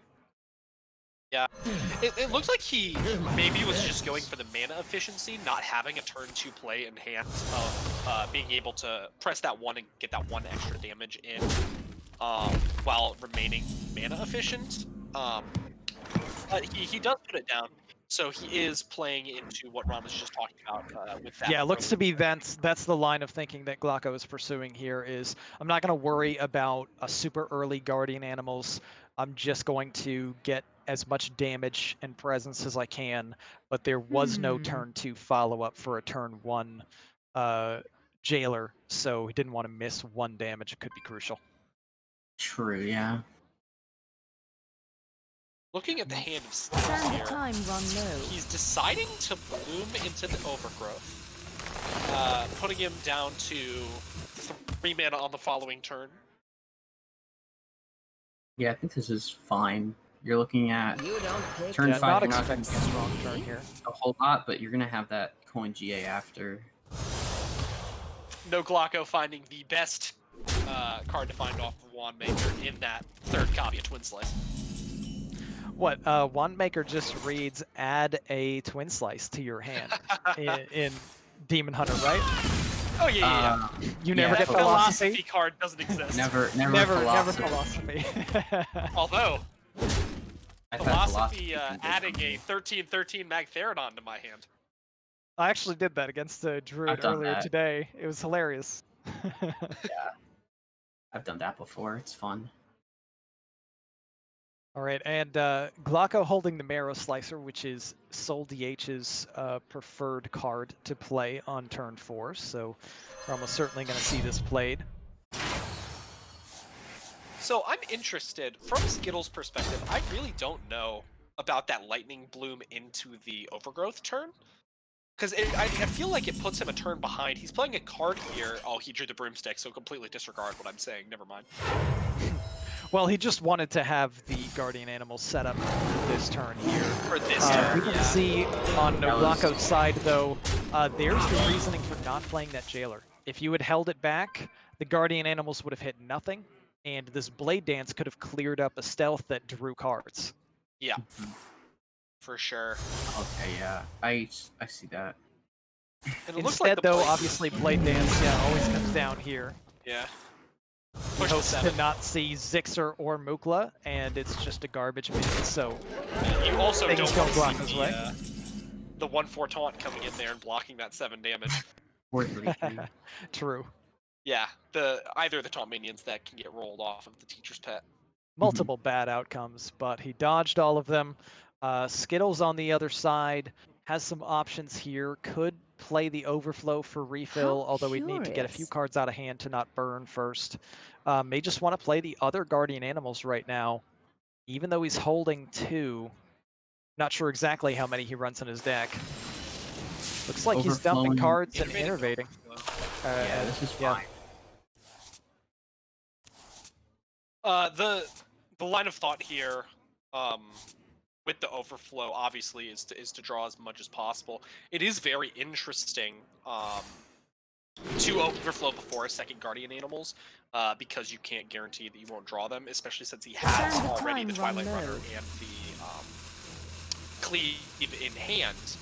But he does have the Broomstick, so I don't think he foresees that as a problem if he can't play and the second SKItLLeZ taking the risk here. 10 cards in hand, 12 cards in deck, might be burning a Ysera. Yeah, I think I would have played. I might have dropped the Broomstick or Bog Beamed my own minion in that case. He also just has the 0 mana Secure the deck. He wants to save it for the Mount Stellar. Yeah. I think I would have just played it. Is relevant. Yeah. Consume Magic could be also pretty big for GlocKo. And he's holding 2 Twin Slices. Those represent 8 damage on their own. Yeah, I think we definitely save one for this lifesteal, yeah. I cannot hold any more cards. Yeah, GlocKo just going as efficient as possible. SKItLLeZ burns a not too crucial card off the top in Iron Park. Oh, wow. There's the Zixer. Druid so often seems to find the Prime. So many From good GlocKo, hits. he is holding a ridiculous amount of damage in his hand right now. Oh, he is, yeah. He has 11 from hand, not counting the 3 on board with the weapon hero power. Yeah. I think we're gonna see a mag. I think we're gonna see a mag turn here, though. Yeah, there's exactly 4 minions on the board. He has exactly 7 mana, and of course, Mag and Shard Shatter Mystic. Hard to pass up getting a 12/12. Yeah, we have to clean this up super nicely. I think we also probably see him pushing the 2 here with the amount of cards he has.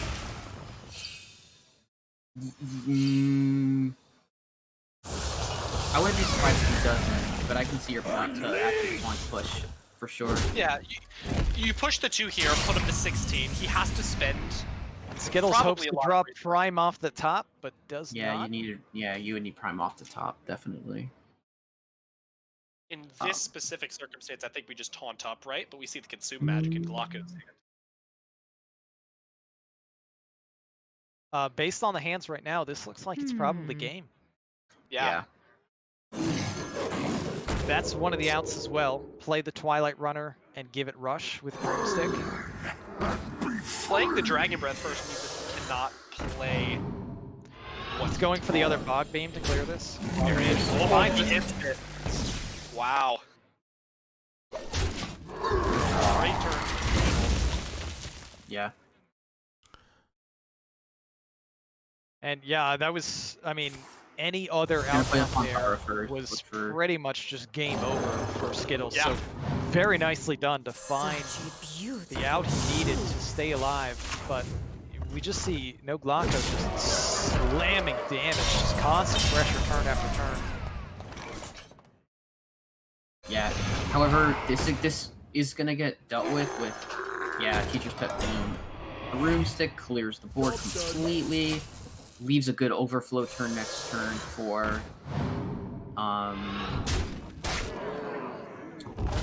once again, Glocko is one off lethal, depending on the top deck, could have it. Nope. Not Does quite not. there, but the Needed Consume key. Magic can find it. Oh, yeah. Soul Frag first, not relevant. Marrow Slicer, Slicer that is lethal. That is it. Very nicely navigated by NoGlocko there. I did not see the Consume for some reason. The Consume Magic there. Incredibly important in picking up that lethal, as he was one off before it, and that puts NoGlocko up 1-0 in the series. This being Legacy, that does mean that his Demon Hunter is no longer available, but we're probably going to see that Druid come out again.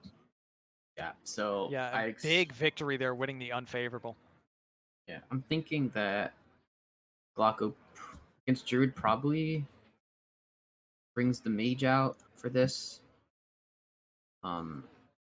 Depends on the Mage. If not, we're going to see Priest.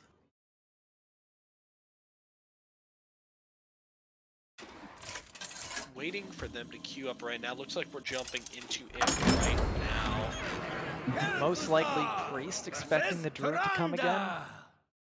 I'm seeing a Mage. Yeah, but he did queue the Priest, SKItLLeZ, or rather NoGlocko queued the... Oh, yeah, Glocko queuing up the Priest, expecting the Druid maybe for the second time, but SKItLLeZ switches it up and brings the Mage. And it's Turtle. Ugh. It is. Cloud Prince. My favorite series to cast. Oh, pulls the Sapience. Okay. They're gonna have Galakrond. Looks like Galakrond Dragon Priest for NoGlocko.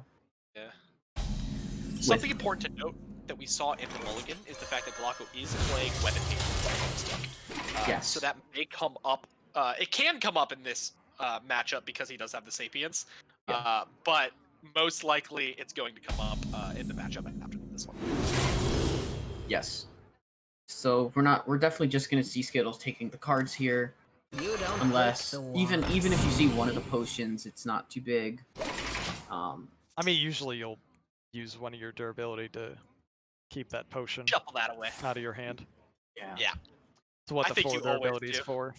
Yeah. If that card had 1 durability, I still think you shuffle it back in. Oh no, yeah, at that point, sure. Because at that point you're probably deep in the game. Picks up a Brightwing on the side of NoGlocko, deciding to go ahead and search while he has that dragon in hand for a spell. Yeah, debating the Appo or the Raised Dead. He knows it's Turtle, right? So there's yeah. a Spear of Sapience, so yeah, it's very clear it's Turtle. So what is the take against Turtle? I don't think any of these do a lot. I think Raised Dead might give you more options. Apotheosis is just more damage early. It's the Raised Dead, okay. Raised Dead makes sense to expect the Cleric to die, and then just bring the Cleric back to get another spell that you need. Yeah. Yep. Raised Dead also makes sense with a Brightwing to try to find a random out to Turtle Mage's shenanigans. True. Yeah. Brightwing could be Tony. Could be. Draws second Cleric, it looks like. On wings of destruction they come.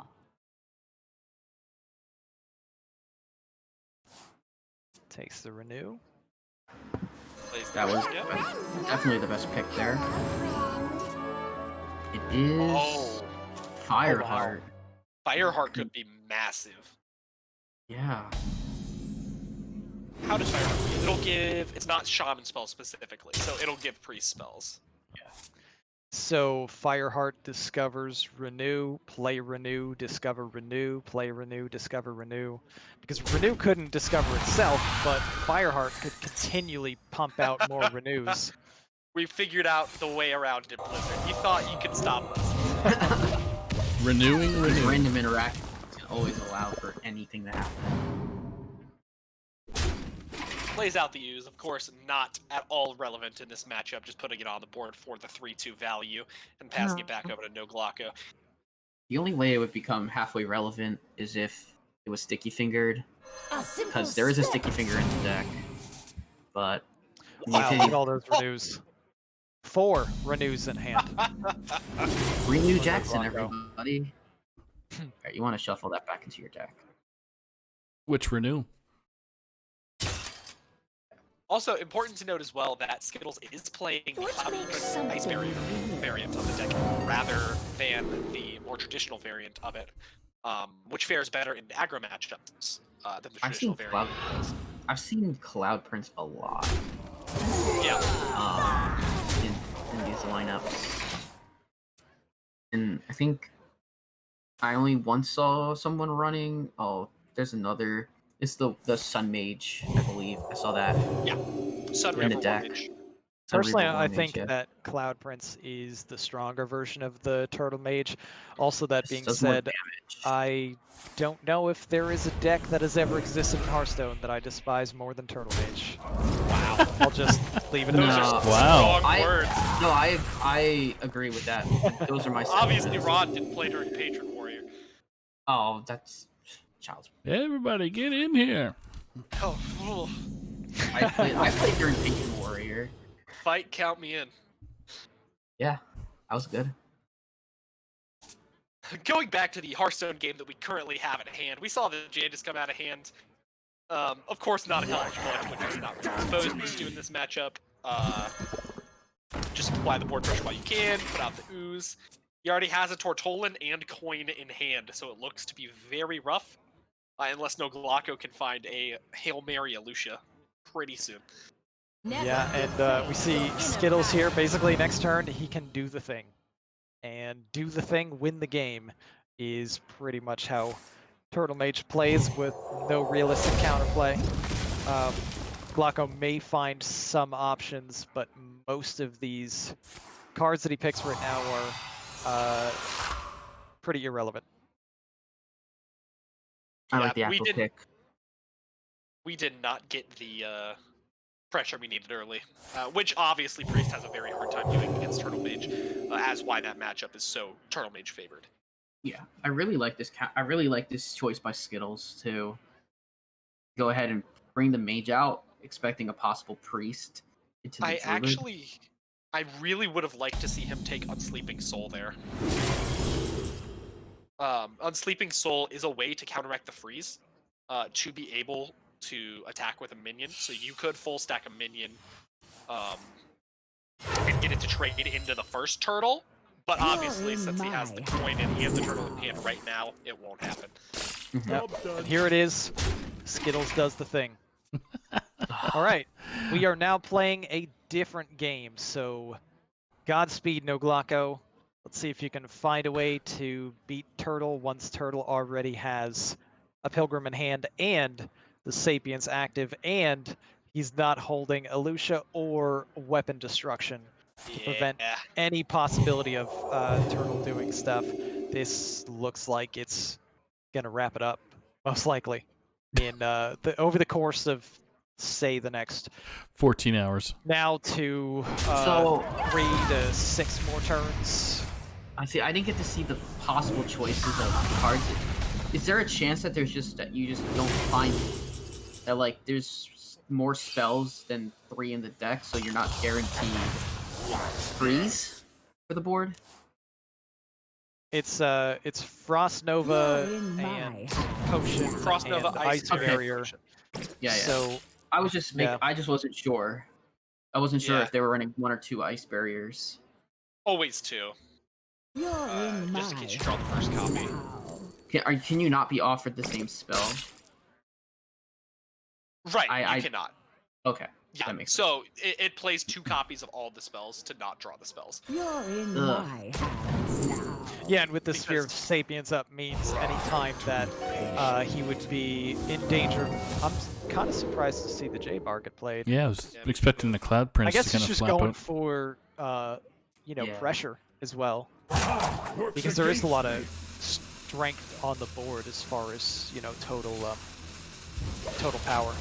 hitting a Twilight Runner. I don't know if he ever wants to attack with that. That's why I feel like there's definitely a reason why he picked it as the minion that would be the illusion. Alongside it being stealthed, so not being able to be damaged by normal means. Alright, and here's a Soul Mirror from Skittles, which clears up everything but the Panther. Yeah. Because he doesn't have the board space for it. Well, actually, and the 5/6. Yeah, the 5/6 and the 4/1 both live. Yeah, the health breakpoints. Wave of Apathy being considered to get thrown down just to turn 14 damage incoming into 3 damage incoming. Yeah. Now I know a lot of the Dragon Priestless have not been playing Elucia either. So if this list... This raised dead pool is really interesting now. With Tortolans. I think the way that he maybe sometimes wins this matchup is get Instructor Fireheart in the pool and raise dead it. Or finalist. Well, yeah, really. But at least just get really Reborn on right now too. Yeah. Yeah. So it could get shuffled into the pool twice. Yeah.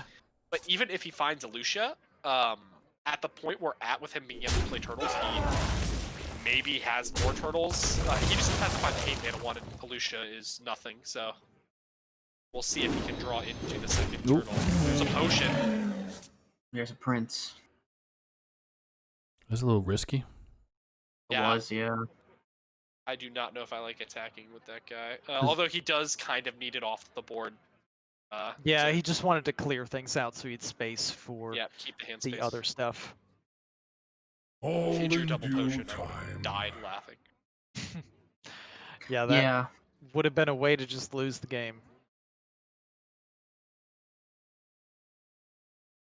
Alright, do you guys want to boot up a game of Settlers of Catan while this is happening? I have an online link. Well, we're waiting. Actually, I have a pro update for us. Solo Jazz. Correction. Solo Yaz. Solo Yaz out here. Solo Yaz out here was able to pick up the 3-0 victory Whoa. for the Unknown, which does lock in a victory for the Unknown over the Wishas. Nice. Oh, man. See, Brushy, your 2 points mattered. Oh, and I have... Well, actually, because Solo won 3-0, they were irrelevant. It did matter, yeah. I was just trying to make him feel good. Shh, Ronch. I was just trying to not make him feel good. Okay. See? Make him feel very bad. So... Okay, well, that poke's not very useful. You don't want to play that. Do you want to play it? I think you do want to play Polkeld, actually. Because no, you want to put... lose. I don't think you want to Illusion at this point. I think you want them to draw double Illusion. So I think you want to play it to get your Kobold closer to the top, to steal the sphere, and hope that he draws the second potion. Oh, okay. That makes sense. I don't know how big this deck is, though. Yeah, or I don't know. We don't know how They already have the Murs on, so might not have too much else. Got Galakron. If that would draw Gala, then I believe... I'm thinking you would probably draw Galakronx and then the Kobold or the other 5. Yeah, you're right. Right. So. I don't think we see Skittles deny any cards that aren't crossover or Poach. Go leave her into... Interesting. Yeah, Skittles at this point just needed to clear up his board so he could have Turtle just copy Turtles and Cloud Princes, and then just go off. Yeah. If he needed to as well, he could also play the Imprisoned Observer to get hand space because it will not copy the Observer that's dormanted. Yeah. Because right now he's at... This one plays the barrier, probably, right? Does he not already have a barrier? No, he doesn't. Okay. So plays the Nova next Okay, sure. Nova first, then barrier. Yeah. No. Yeah, because he potions copy and plays. Yeah. So he'll throw down the barrier next turn, I guess. Observers? Down to me. Alright. playing the slow game here. Sticky There's finger the off sticky the finger. top. Wow. Didn't even need the poke for the sticky finger. And that actually, with one potion in hand, is almost a big deal. Could change things. Mm-hmm.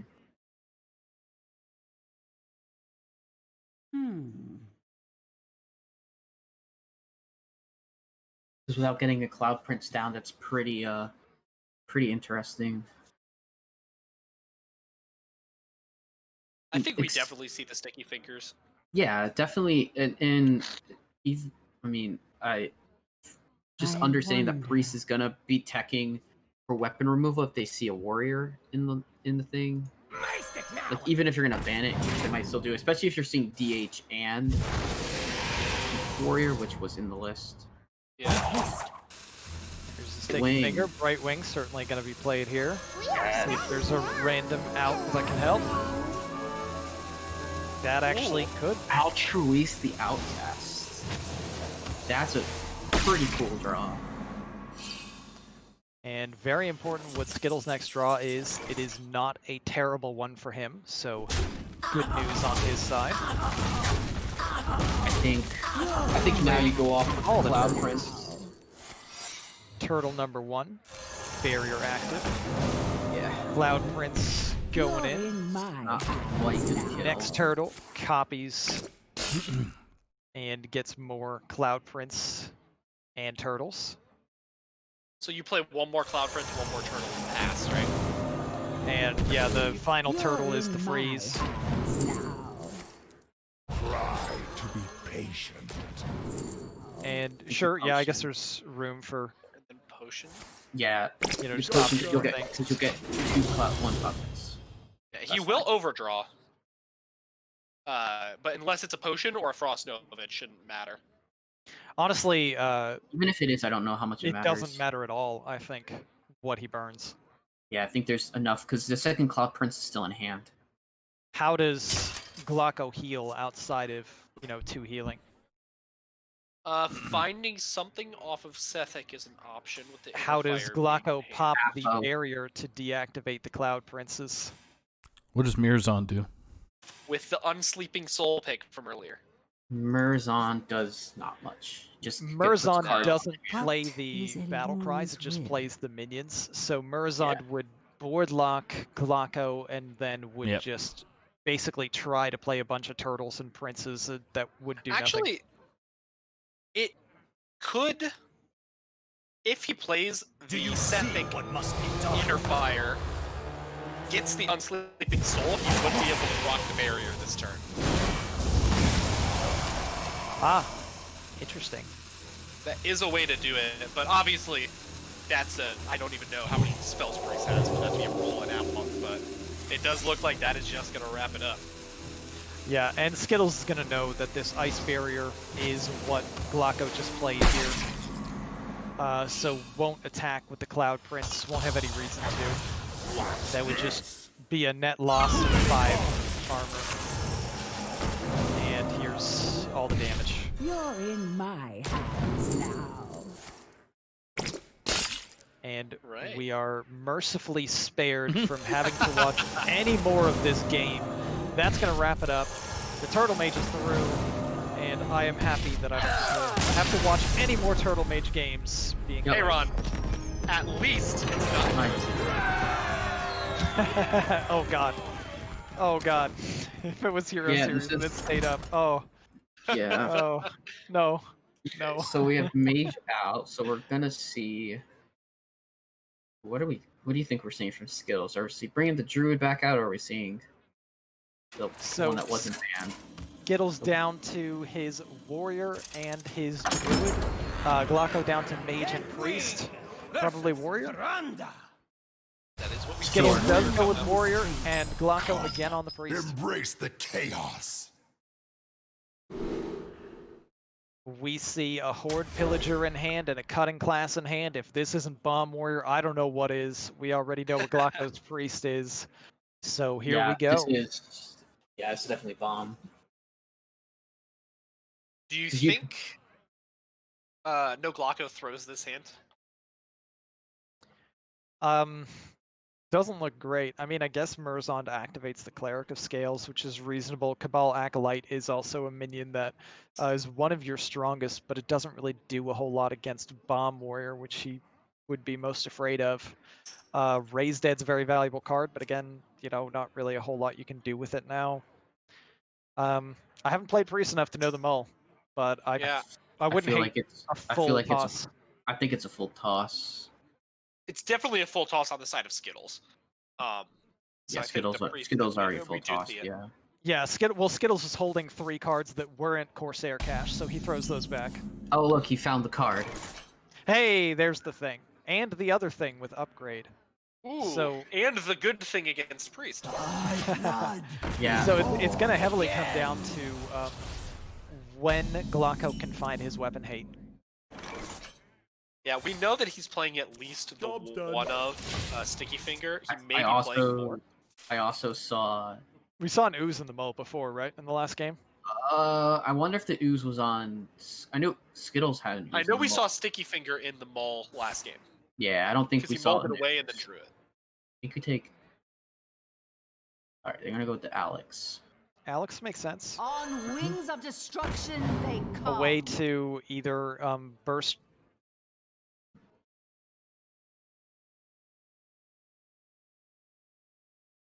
This is interesting. I think you take Apo here. He picked the studies. It's very interesting because the studies... Cheating out an Albatrosses on 7 mana is really kind of scary. That is... I can understand why you picked that now. Well, my Hearthstone decided it was time to kick me out of spectating, so I will be back to join in a moment. Cool. Okay, we can hold it. We see down. Skittles... Yeah, Skittles passes, NoGlocko picks up the Wave of Apathy and plays the second studies. Gonna take the... could take the 6 mana one. Pretty okay. A 4 mana 5/6 is also very good. Yeah, because he gets to play that just next turn. Gives him the turn 4 play of basically Karen Bloodhoof, which I would play at 4 mana. I don't know about you yet. Oh, of course I would. I would. Seems good. I'd still play Karen if he was good. I love Karen Bloodhoof. All my days of remembering throwing Karen in all my decks. Oh yeah, Karen and Sylvanas, baby. Oh yeah. Never dusting my Sylvanas or my Rag. All right, so we see NoGlocko coming into the 4 mana turn is hesitating and not immediately playing the Dragon Maw, which makes me think he might be thinking of another line. He did pick up the Sethic, but with no cards that target. Yeah, I like this. This big boy on board. Very resilient board as well, which is important against the wave clear that Bomb Warrior represents. Yeah, definitely. So, I think we're gonna go for a Blade. Probably a Blade Storm, possibly. I'm thinking it, but he might just go face. Might be class. I think it's cutting class. Yeah, cutting class is good. I wouldn't have been cash in on it while you can. Yeah, definitely. Knowing that it's coming into turn 5 and a Sticky Finger could be coming down. Definitely wanting to get all the attacks in that you can. Hey, I'm back online. That is a good top deck. Welcome back, Ron. So we're gonna see Sethic plus Apo probably. You know what top deck would have been a little bit better than Apo though? Sticky Fingers. Yeah. So GlocKo, of course, he was hoping for an ideal one, but Apotheos is definitely a solid one to draw here, and looks like he wants to pair that with the Sethic. Yeah. Yeah, putting it on the 5/6 seems strong to me. Generate 1 card off the Sethic so far. Obviously gain a good amount of health to go right back up to full. We do, I think, from NoGlocko's side, we want to draw every bomb in our deck next turn. Oh, 100%. Skittles sees the option to kill a minion, Whirlwind a minion, and Blade Storm away the lifesteal. And because we have a fantastic Karen Bloodhoof on our board, we'll come back with a 3. Yeah. What happened to Bane? Oh man, Bane looks terrible. 3/4? I know. Aw. How Poor sad. guy. The Raised Dead maybe It's hitting okay. this dragon. He sacrificed +1/+1 to Karen. Come out as a 5/6 instead of a 4/5. You don't pick the one. Honestly, there weren't really a whole lot of bad hits off of that Raised Dead, as GlocKo gets to invoke again. Thy blood Yeah. be born again. Are we going to see the rare full invoke priest? Ooh, Dragon Moss Sentinel.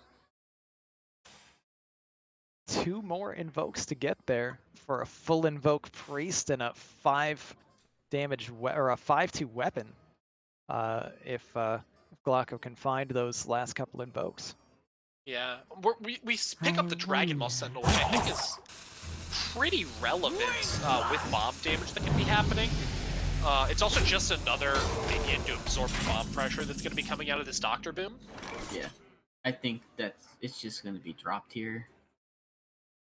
Probably SKItLLeZ would just punch into the lifesteal minion to deny the ability of that getting buffed any further, and then just slam the Dr. Boom.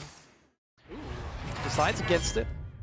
It looks like he's trying to clear off a little bit of the board before he plays the Boom, which I like, because Priest doesn't really have a way to refill the board very efficiently. It's kind of a, I'm going to play 1 or 2 cards a turn kind of class. So by doing this and maybe hitting the weapon into the 3/4 or shield slam. Are we gonna see a shield slam the 2? Yeah. Shield slam 1 and 2? Shield slam 3/4 and hit the 2/4. Yeah. Was briefly debating whether it would be better to take 1 additional damage and deny 2 healing, or go the reverse where you give them 2 healing and just take 1 less damage, and chose to keep the damage off his face rather than the alternative. I think NoGlocko is looking to be in a pretty strong position. His card advantage is definitely stacking up. He is holding the Soul Mirror with the Warrior being at a lower health total. But of course, this is a full board of attacking that light low allows a full board Soul Mirror to just double trade, play Soul Mirror, and it clears absolutely everything. We also have to be very cautious though, because we have how many bombs in our deck now?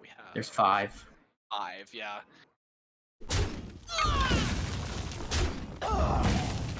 Looks like that is going to be... Yeah. Going for the Soul Mirror. Can also play a Radiance after taking this damage. Yeah. Also note that we have Alex Strauss. So regardless of damage, we can always return to 15. Or can set them to, well, probably not going to need to set them to 15. This will set them to below 15. Yeah. Ooh, low roll. 3, 1, 2, 2, 1, 3. Wow. And on the other side, 3, 3, 3, 2, 2, 2. I think GlocKo definitely got the better part of that outcome there. Yeah, especially with the Radiance off that one, make her put it back to 23. Oh man. Good draw from SKItLLeZ though to fill out the curve nicely, gaining 5 armor on this turn and another bomb weapon to keep swinging face. There are 6 bombs in deck. Yeah. So if he chain draws 4, the game is over. Yeah. So this is looking good for SKItLLeZ because he can just drop Galakrond and start dealing 3 extra damage to face every turn. I think we probably see some kind of Cabal play this turn. I would agree, yeah. So you return get both halves back. Yeah, both halves. Interesting. Outcome GlocKo here. And just double Holy Smite to clear up the minions. So we're going to see a coin heal as well. Just to stay tiny bit further out of range. Chooses not to. I think that's actually relevant. If he gets put to 19... It wouldn't matter for Galakrond. It wouldn't matter because of Galakrond, but from GlocKo's side, without knowing that. Yeah. Oh, wow. Oh, wow. Oh, jeez. A little bit of a buff. Galakrond just found a Grom. That's an 8 damage Grom. That's a lethal. SKItLLeZ. That's lethal. That's huge. It's not only an 8 damage Grom, it can be a lot larger than an 8 damage Grom, depending on the draw. True. 14, Yeah, 14, 13 popping out of there. And GlocKo wisely leading with a renew. Finds a penance. penance. I think All I think heal you take seems relevant penance. at this point. I think you just take penance for heal, yeah. Could get a taunt in the way as well if you wanted to pair Cabal Acolyte with the penance to kill one, steal one. I wonder. They're like, oh, going for a bit of a riskier line. Gonna play the breath. Of course, this is closed list, and GlocKo has no idea that SKItLLeZ is holding a 813 Grom.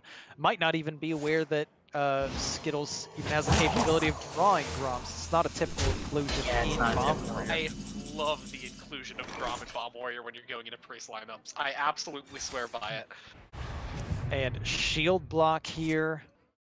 Shield Slam picked up as well. Shield Slam pretty solid.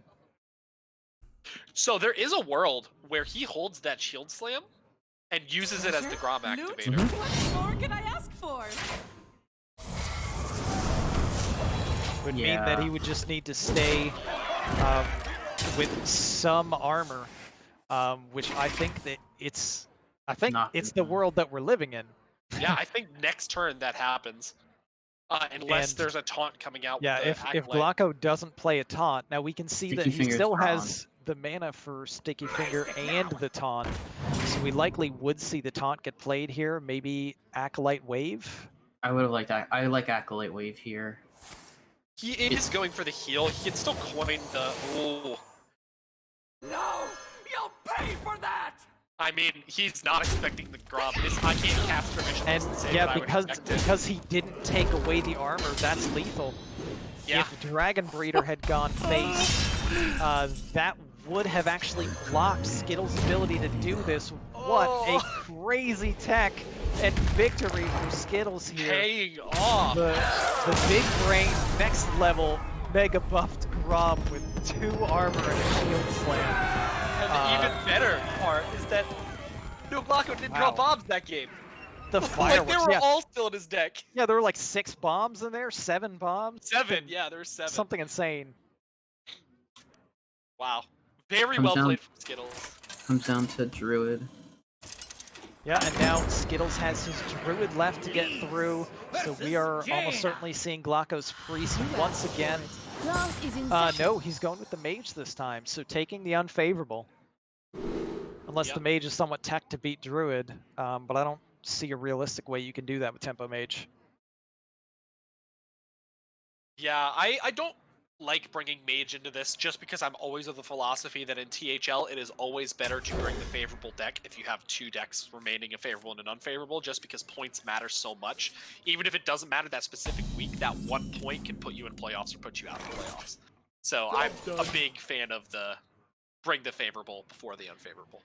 I mean, in fairness, I guess the Galakron Dragon Priest is still somewhat unfavorable into Druid as well, but I think it's slightly better. Oh, it says explode. So, you know, very debatable choice. Maybe GlocKo just feels a little bit more comfortable or better with the Tempo Mage in this matchup, or has more experience in this matchup, and feels like this is his edge to get that extra point first before going to the Priest. I will crush your delusions of grandeur.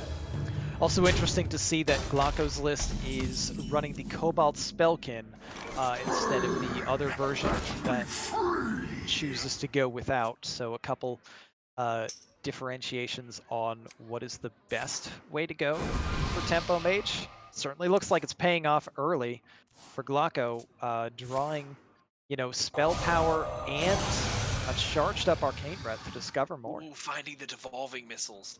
Oh, take the cram session. I was wondering if he might just auto pick devolving missiles to deal with, you know, charged up GA minions or something. But it's tough to pass up a cram session when you have spell power on board and more spell power in hand. It's also very interesting to note that SKItLLeZ was kind of forced his hand because GlocKo opened pretty well to play that Dragon Breath out of hand, and did not have an opportunity to hold that card, which can really matter against Ray of Frost in this matchup, once you have your bigger Mount Stellar turns. So without the Living Dragon Breath, the Grant Frost do a lot more. Oh, we see the prime come in hand. Minion. Oh, it says explode!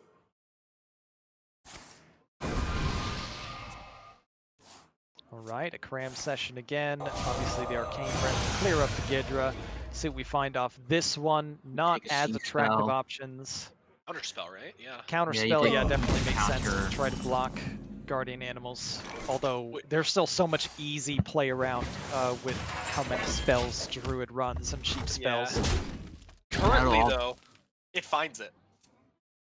Oh yeah, based on how these hands are looking right now, if Counterspell comes down, it's going to very nicely block a Guardian Animals. Because even if it blocks an Innervate, it at least stops it at that point for another turn. Yeah, and there's no way for him to cheat this Animals out now. Yeah.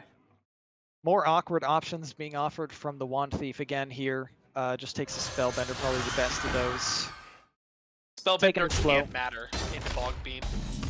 Yeah. Also Iron Bark, which we see picked up immediately into the hand of And Skittles. there it is, the way to test for a Counterspell.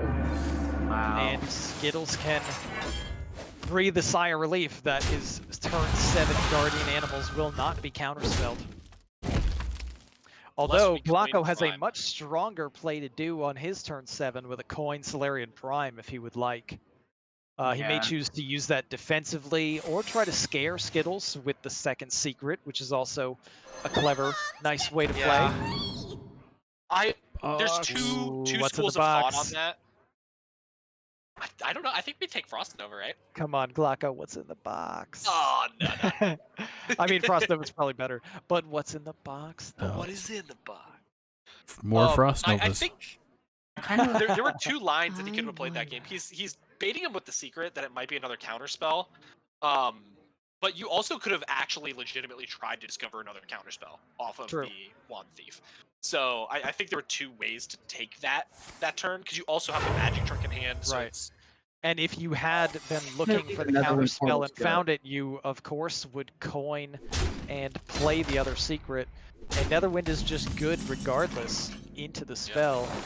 Oh, look at that. Skittles just immediately drawing cards that enable him to play around the fear of counterspell. Look at that. Yeah, the taunt was really good to get. The secrets did force Skittles, though, to throw that Innervate out right away. Yeah. Rather than take a hard decision. There's no Innervate Ysera next turn. And that alone blocks an Innervate Ysera, so those secrets doing work for GlocKo even when they don't necessarily look like they might be impacting much in the moment. And it looks like we're going to go off for our Cyclone turn. Combustion's a beautiful pick here. Very good discipline from GlocKo as well, holding off on that Solarian Prime for now. Yeah. I think Solarian Prime is so important to the Mount Seller boards. Absolutely. That you kind of need to keep it. No taunt. Pride, okay. That does draw the other broom. Would draw a broomstick if it could. died. Wow. A bit unfortunate with not even touching the 1/1. Oh, there's a devolving. That's a cram. Oh, and for Ron, what is in the box? Oh, wow. There's no broom left. Oh, yeah, look at Now that. the pub box got a 0 mana Giant as well. Slam. I wonder if the deck is hard running. I wonder if the deck is hard running Conf. Probably not, but that'd be fun. You know, an unfavorable matchup here for NoGlocko, but once again in very strong position in the unfavorable. Yeah, the lack of spells is really tough for Skittles here. Yeah, I think we are forced into the Thresher play. Yeah. Brush your broomstick with a... Oh my gosh, and my scenario came up. I like it. Giving the Spellbender the taunt messes up the placement so he can't clear the Sorcerer this Victory turn. is yours. Yeah. Well, yeah, couldn't clear the sword, couldn't touch the Mana Giant. Yeah, and seeing that, Skittles has had enough, and he's getting out of here.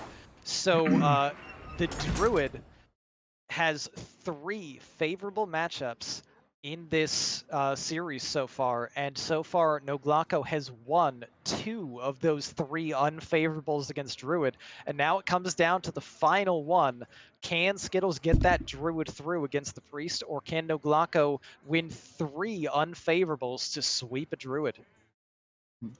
And once again, in the words of our fellow caster, BrushyTuna, we have the greatest thing in all of Hearthstone. Game 5.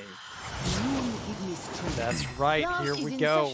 Game 5, Druid versus Priest, SKItLLeZ versus Glocko to decide the week between their 2 teams.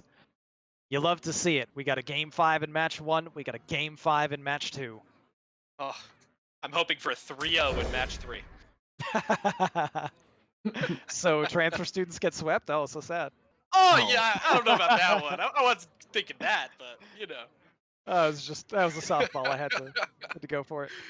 All right, so we've got SKItLLeZ with 2 versions of Ram in his hand, fighting the Wild Growth and the Overgrowth for the first time this series, along with Coin going second. So, this looks like unnerfed Wild Growth into Overgrowth.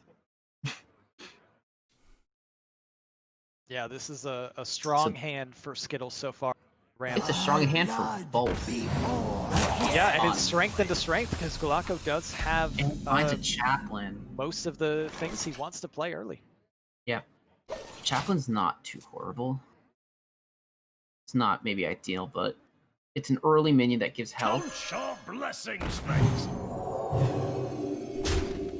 And with so many ways to get spells, you could even look at like an inner, maybe even finding a way to get an early inner fire. Both pyros in hand.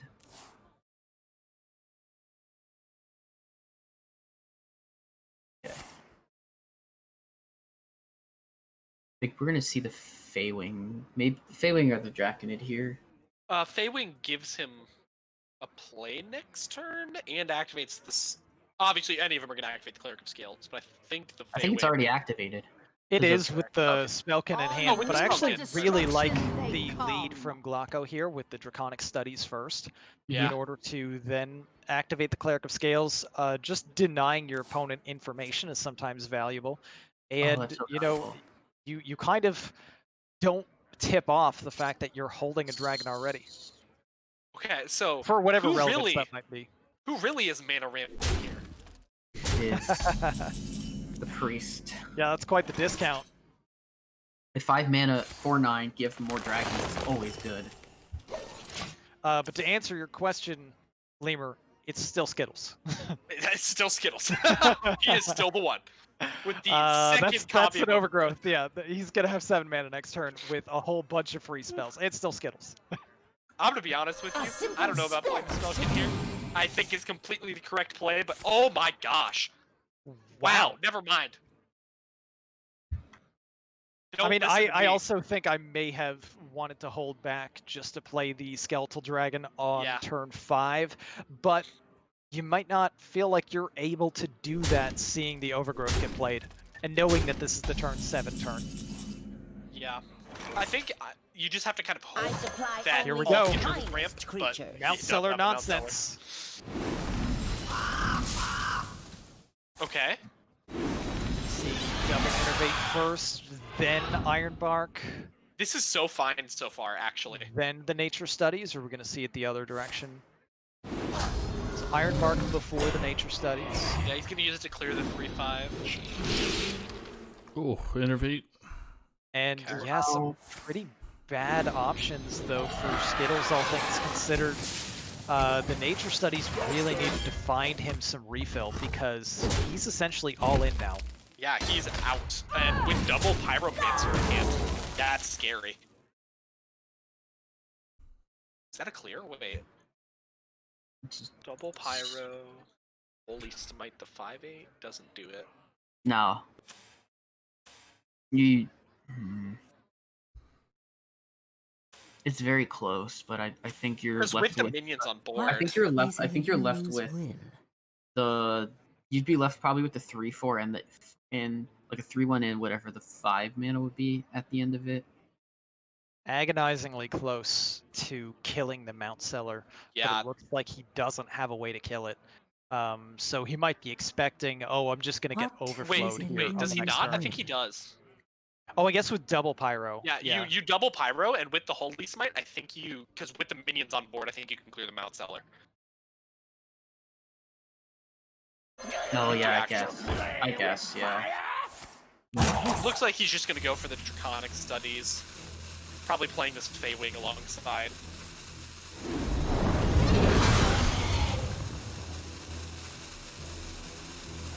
Apathy, okay. So cleared off as much of the board as possible. Because head blocks damage. Ooh, that's a good card. That's not a spell. It's not a spell, but it is refill. Very important for finding that card. As we can see, the current hand for Glocko still does not have a way to kill this Mount Seller, which can wind up being crucial. Yeah, Disciple can find it. Do we see a Skeletal Dragon Smite here? Is that the line we're going with? I mean, Mage Scribe Smite is one of the only outs to actually kill the Mount Seller this turn. Yeah, if it gives you the second Smite. Just hope for another Smite. I like the line. I think it's the way you have to play it, but doesn't actually target the Mount Seller first, so hedging the bets a little bit. There are not any 1-mana outs that Priest has to Mount Seller, I don't believe. Thy blood be born again. Also reasonable though to clear up a minion. Yeah, and Plague of Death is huge. There's a spell. Just one. We're not on 10 mana yet, so Overgrowth is not going to give you the double proc. Ooh, low roll. Yeah, so he is going to want to hold that Overgrowth for one more turn. GA. That's nice big. Pickup. Nature Studies first, generates another minion. Germination? Still, probably Aeroponics maybe for refill. Yeah. Draw 2 might just have to be good enough, but no, going for damage. Swipes, yeah. Well, I guess assuming that card drop GA. Nope. Does not. No. Hero power to tank damage and kill the 4/1. Preserve the taunt or.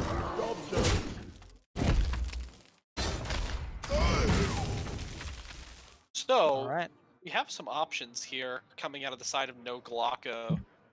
Glocko needs to survive 2 more turns to wreck the board, but doesn't have a way to do it yet. Maybe leading with Renew, maybe leading with Pyro Renew? Yeah, we might see Pyro Renew onto Pyro Renew Heal Draconic, maybe? Depending on what he finds off Renew. We just need to clear up as much of this board as possible to get us to our Plague of Death turn. Smite. Clears off an extra minion. Yeah. Grave Rune. Still can't kill the Mount Seller though. Heal Draconic Studies Smite. Actually, yeah, you have to heal your own Pyro first in order to kill it. Nicely done.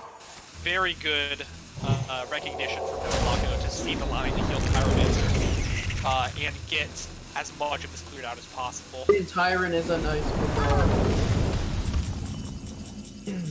Savage Roar in the main deck. So yeah, cool. it's a way to finish off for sure. With the double Mount Seller list. Yeah. That turn may have just been enough for Glocko to stabilize, though. Yeah, this is enough for him to stabilize. These finds were not quite strong enough. And if Skittles just going for the Savage Roar now, I think he's going to rip it. He might pull it, yeah. At the same time, you lose so much damage off of Ghidra. I mean, I think... Because next turn, right, if he pushes the 8 here and then swipes first next turn, or plays a bigger spell and then Savage Roars, Ghidra just goes nuts. There's no Plague of Death. 12. True. You wanted to probably try to protect Ghidra a little bit more, knowing that it hit that 4 attack, which is a crucial point against Priest, with their removal being things like Shadow Word Death. Without heal, I think Also, he doesn't know it, but the Twin Tyrant could have sniped the Ghidra. Yeah, I was thinking like if you put it at 4, attack, it's just less likely to die to things. Like a generated Shadow Work Pain, something like that could always be there. How close is this to lethal? It's not quite because of the 9 health, right? It's 1 off. The swipe always hits plus. No, it's lethal. It's very, very close. It's just not quite. And it could be with the Charge Beast. Is there any 3-mana Charge Beast? Not no. that I. There's only Rider's not a beast. Yeah, only Rush. And Skittles 1 off lethal. So now Plague of Death cannot be played because the hero power would kill NoGlocko. So he couldn't quite get there to survive for the Plague of Death to save him, which means he needs another out. So what can Cleric find here, realistically, in the deck? Penance? Yeah. What is illusion? Maybe pair penance found, like a discovered penance with Sethic, and find other things to save Teal. you. I'm not really sure. More penances, I guess. Maybe a Renew? Could find a Renew. Wings of destruction they come. Renew. There's Renew. Soulmere. Soulmere doesn't of course, do it. Soulmere. Oh, yeah. Actually, you die if you play Soulmere. You die because of the... Wait. Yeah, because the... I mean, most likely. There's a chance that you could find it out. But, like, I don't know. Soulmere seemed way too risky. Yeah. Maybe it was the play, because it currently isn't doing this it. Also seems very weak as well, yeah. It's just dead. Very likely. You would have gotten no Rush Ghidra. Skill, my friend. But there it is. Skittles finds the victory in the final. Unfavorable Druid does get through.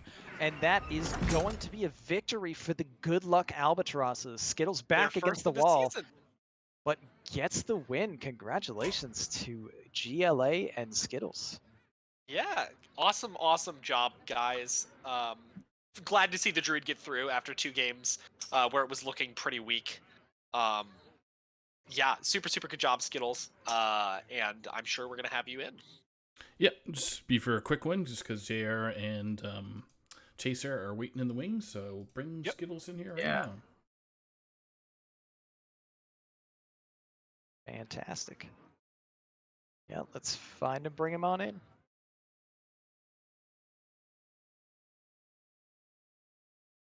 What a series so far. What thrilling Both couple of these matches. series.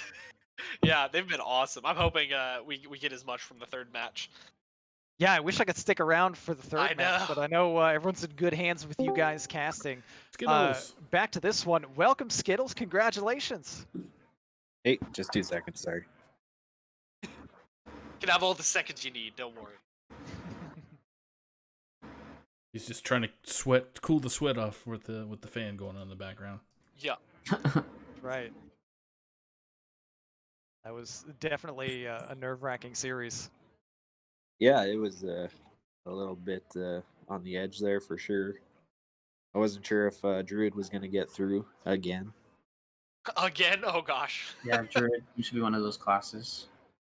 Yeah, Druid had 3 favorable matches and somehow just kept getting, difficult draws and difficult matches for you, but you finally found a way to get through.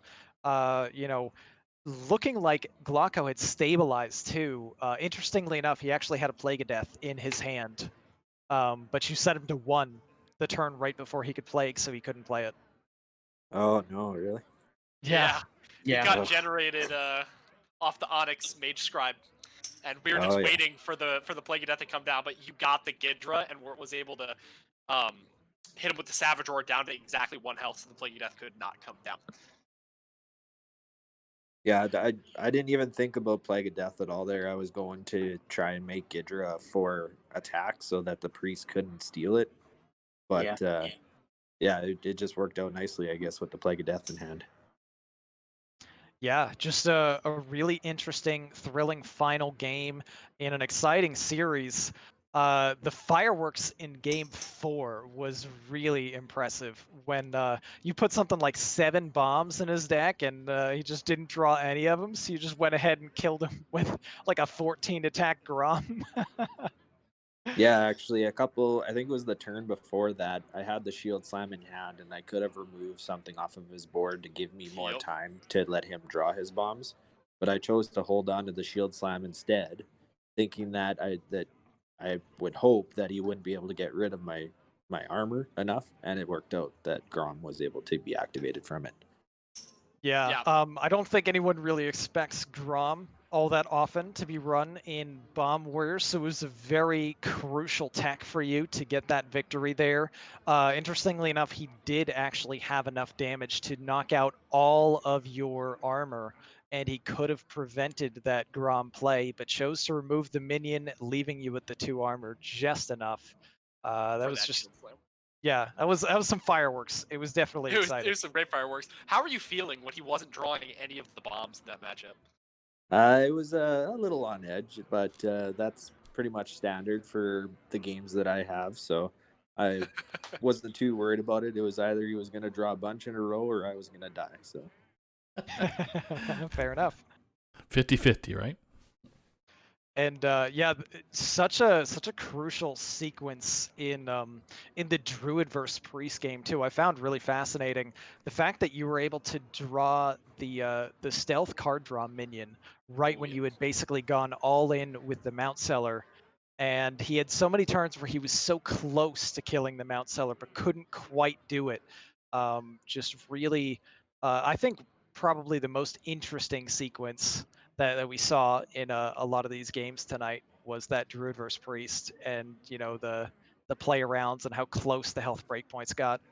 Yeah, and I think I even made that Druid versus Priest game a lot harder on me, starting with the Mulligan too. I got a little greedy and decided to throw away the Overgrowth when I could have kept it because I already had, or sorry, not the Overgrowth, the Overflow, the 7 mana draw 5. Right. And I could have had, because I already had the Overgrowth and the Innervate in hands with the Mount Seller, so it was just a matter of having the cards to play with Mount Seller, so I probably should have kept that Overflow. Yeah, seemed a bit risky. I also thought you might be taking the Aeroponics over the Swipe on the Discover just for more refill, since your Priest opponent was at 28 health at the time that you were presented with that option. But you chose the Swipe, and it wound up being the difference maker. Yeah, I had thought about the Aeroponics, but I was just, I don't know, I just felt like I had a lot of opportunity to hit draw, and with the extra draw instead of the damage reach that Swipe presented at the time, it just seemed like I needed something to keep my board safe while still drawing cards, For sure. Absolutely. And it did end up paying out for you, just like Ron just said. So congratulations again, getting GLA their first win of the season. I know it has to feel good for you. Do you have any shout-outs before you head off? Nope, just hopefully GLA can turn the season around now that we got our first win going into our bye week here. Shout out to Drop Table and NoGlocko, I guess, for the really close match coming down to the last match, obviously. Yeah, hard-fought win. Congratulations again to you and your team. Good luck the rest of the season, and enjoy your remainder of your weekend and your well-earned break in Legacy Series next week as you get that bye. Always good to go into the bye with a victory, so congrats to you. Yeah, thanks, guys. Have a good night. Thanks, SKItLLeZ. Take care, buddy. Well. And with that, I got to run too, because I actually had to sub in for Wild Team, so I got to go get ready for that. And you guys can get to Good it luck, with Ron. the exciting deciding match again in the Hero Series. I'm sad I'm going to miss out, but you guys are in good hands. Yep. Oh yeah, it's a good thing that I have Feesh here, so I can't show my bias too much, right? Yeah, Feesh, keep him in check for me, please. Sure. All right, so this next one that we got is going to be Hero Teal Conference. We have Chaser from the Transfer Students, which is Leumer's team. And we have Tampam Surf Slam's JRJuggerLaw coming in. Both players off to a rough start. record-wise for the season, but both are capable of turning it around. Do we have bans, Mr. Saku? We do. We do have bans. So we have Chaser's Hunter was banned with JRJuggerLaw's Paladin was banned. So we. Okay. So that leaves I think Chaser's. that makes sense. Yeah, it makes sense. So from leaves... Chaser, we have. Oh, sorry. Go ahead. No, go ahead. All right, so we have Chaser's Paladin, Priest, and Warrior left up, and JR has Druid, Rogue, and Warrior. So. I like it a lot. I know that being Chaser's captain, I know that he wasn't expecting the Hunter ban. So it's going to be interesting to see how he adapts as this series starts. It's also, I'm very invested in this, not just for it being my team currently, but I was JR's first captain that brought him into Team Hearth League. Yeah, so I know both of these people quite well and intimately, and I'm very excited to see them duke it out. All right, both players are ready to go, so I'm just going to let JR and Chaser know they can start, and then for our viewers, right-hand side of your screen, JRJuggerLaw is going to be the caster's first spectate, with Chaser being on the top. So, Feesh, what's your prediction for this matchup? What do you think is going to happen? You might not like my prediction. I might not. It's true. Because JR is my boy. Yeah, I mean that's fair. Yeah, I don't know if it's gonna go 3. I will say that I think JR is gonna win. Whether it goes 4, I don't think it's gonna be a sweep. I think it'll be 3-1 or 3-2, and it'll be a really good series. And we do have to remember. And we do have to remember this is Hero. So. Yep. So what's Hero's Last format? Hero Standing. Last Hero Standing format. So. The deck that wins continues on, and the deck that loses is removed from being able to be played. Correct. Which actually is why I think JR ended up banning that Hunter. Hunter has very strong sweep potential in Last Hero Standing. Sometimes it just gets those snowball victories. And can produce a lot of 3-0s. As I've experienced myself. But I also like the Paladin ban from Chaser because Paladin also has that potential. Yeah, both players are very cognizant of the fact that those powerful decks do have that sweep potential, and they decided and opted to get rid of them. So I think we're going to see a pretty clean, fair across the board series between JR and Chaser. It looks like they are in, so let's jump right into them. Rogue for JR and Warrior for Chaser. Embrace the chaos. Watch your back. Oh. All right. We see a secret rogue coming out from JR based on what we see in the mulligan. We saw the Blackjack Stunner. And what looks to be a Bomb Warrior coming from Chaser. With the Skipper package. I don't know why I can say it's a Bomb Warrior because I knew he was bringing it. It's a Bomb Warrior. Yeah. Skipper Bomb Warrior. Yeah, and those skippers actually against Rogue specifically have a lot of utility. The pleasure is mine. Gotta lead the charge. Some good friendly hellos to start, even though Deathwing's hello isn't quite as friendly. More of a threat, really. Yeah, there's so many heroes now where their hellos are very, very ominous and threatening. All right, so we see the first couple of turns coming down here. The Wand Thief coming down to give the combo to the other Wand Thief with the backstab as well. Yeah. Interesting choices. Ops with the mirror image. Why do you think he takes the mirror image there over the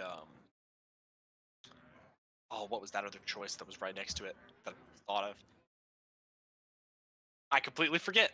Anyway, we've got the picks were Tome, Netherwind Portal, Use Netherwind Portal? Okay. Or Entity. Or image makes a lot of sense. Yeah. I was thinking maybe the Tome, but I'd like the Mirror Entity picked up. Yeah, the Mirror Entity has the potential to draw or to block Wrench Caliber swings. Because the Warrior does not have as much board presence, so it makes perfect sense. Yeah. This version, however, does have potential with that, depending on if you can get back there. Risky Skipper. And JR knows that, having seen the Skyrider played turn 1. He knows that this is the Skipper Warrior along with the Ankar now. Yeah, definitely. For sure. Parachute Brigand. Also important to note that the Bloodsail Corsair has a little bit of utility in this matchup, being against a rogue. So that's not a completely dead card like it is in some matchups. Not. Yeah. And in this matchup, it's almost not even fat. It's even almost got that extra bit because of the Parachute Brigand being now in hand. Yeah. Absolutely. We see JR go ahead and put the Feral Cat down, along with the Secret and Mirror Image. Yep. Might not see the off. dirt. Berserker off the Feral Cat, not the best, but you know, comes back damaged. There's not much way for JR to. There's not a way for him to damage it for one. So we are going to see the Wrench Caliber. Upgraded hand makes it pretty appetizing. Definitely. 0-2. And I really like that bump. It allows, obviously, for the that mini to bump next turn. What makes something? Jandis coming down. It looks like, I guess he can Shadow Step his Harrison, right? Yeah, you can Shadow Step to Harrison. Choosing to do the Bear off instead. That's a very interesting choice.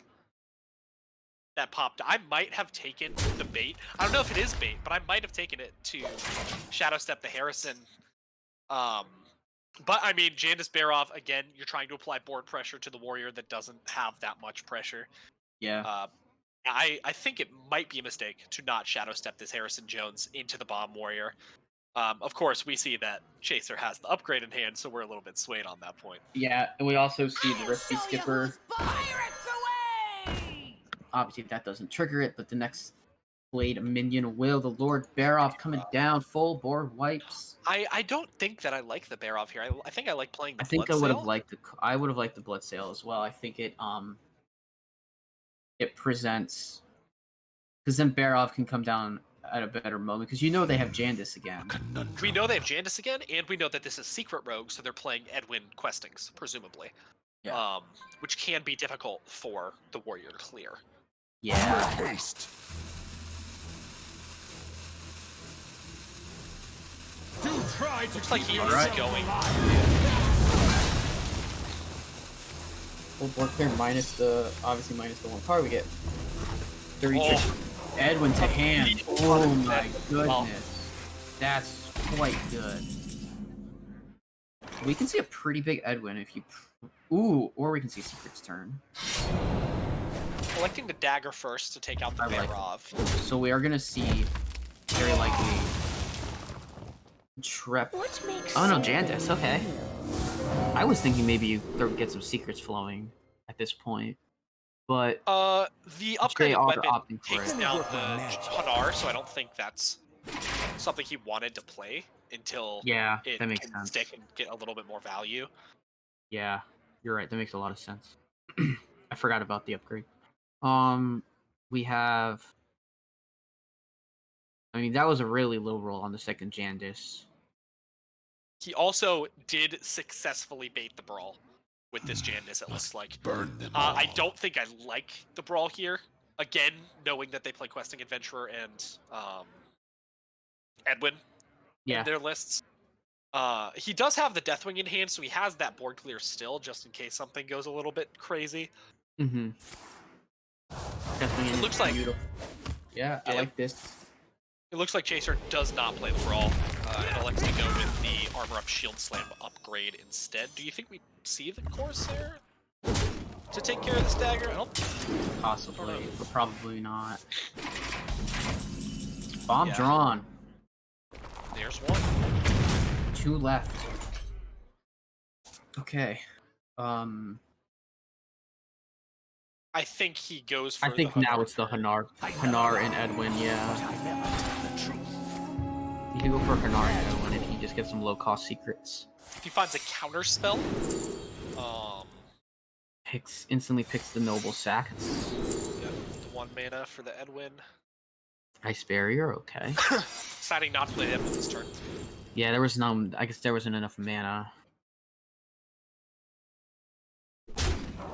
He still pushes a respectable amount of damage with this 8 coming in. And it's gonna Blackjack Stunner the Don't let the door hit I like the Hanar back to hand, yeah.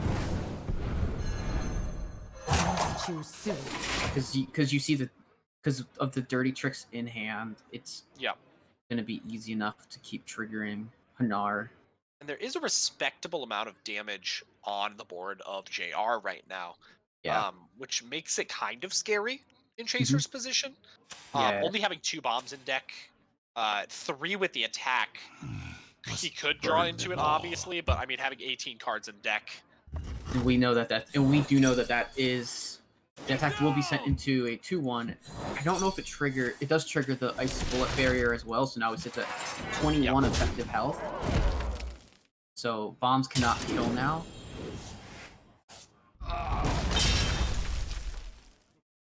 And that might be enough for him to decide he needs to brawl. It looks like it will be. I kind of like Kronk's. I kind of like Kronk's plus Corsair. But he is feeling quite a bit of pressure. Yeah, right. To brawl into 0 power.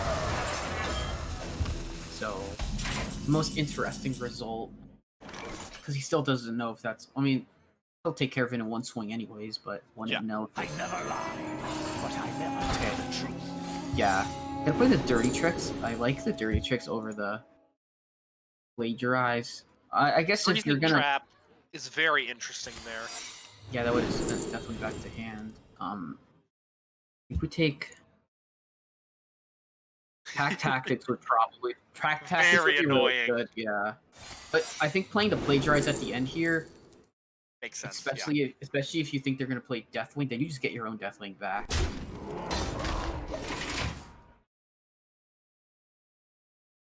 Blade Storm is pretty awkward with the current state of your hand. Yeah. He may feel as if he needs to play this Deathwing, in which case we will see the Deathwing go into the hand of JR on the following. We will also see an ambush proc. A conundrum. Yeah. After. I think proc's after.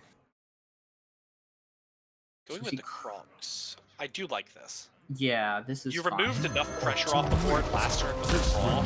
Is nigh. That saving this Deathwing makes a lot of sense to me. Fell right into my trap. Yep. And you only give your opponent a Kronks who they do not have Galakron. That'd be sweet if there was a Galakron, but they just couple bombs drawn here. 1 bomb drawn here. Sorry, there was only 3 in the deck.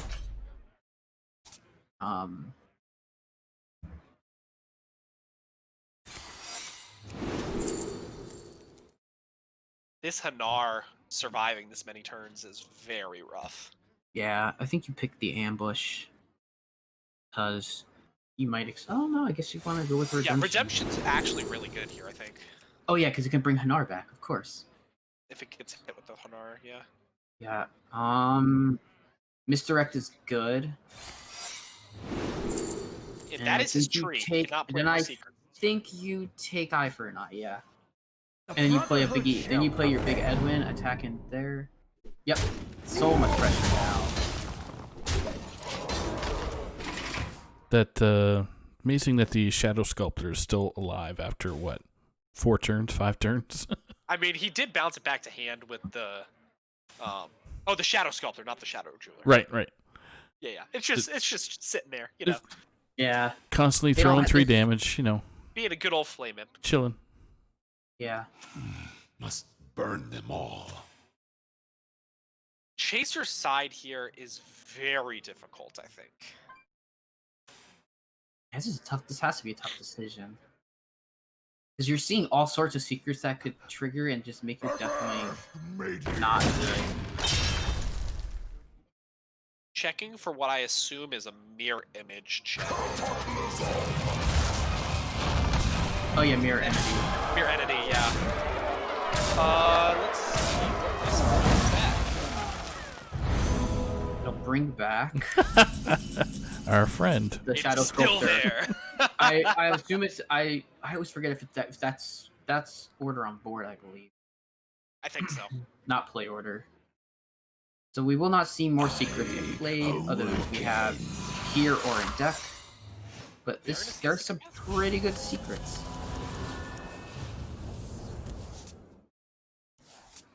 Ooh. Viscerate.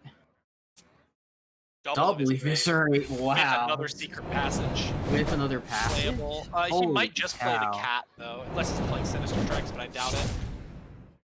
Yeah. You want to get maybe even a Colossus of the Moon off of it. Ah, I said Colossus and we got Mermy. Sorry, JR. I think Mermy is actually better here too. It's very strong in this spot.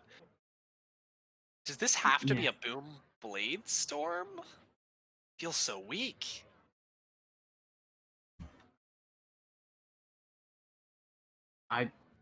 Because you can't just play Boom, because you're dead on board. Yeah. I think you have to Boom Blade Storm. But you can because you don't have a Whirlwind, so you can't play it with Armor Gain. So you have to play the... Yeah, you have to do that.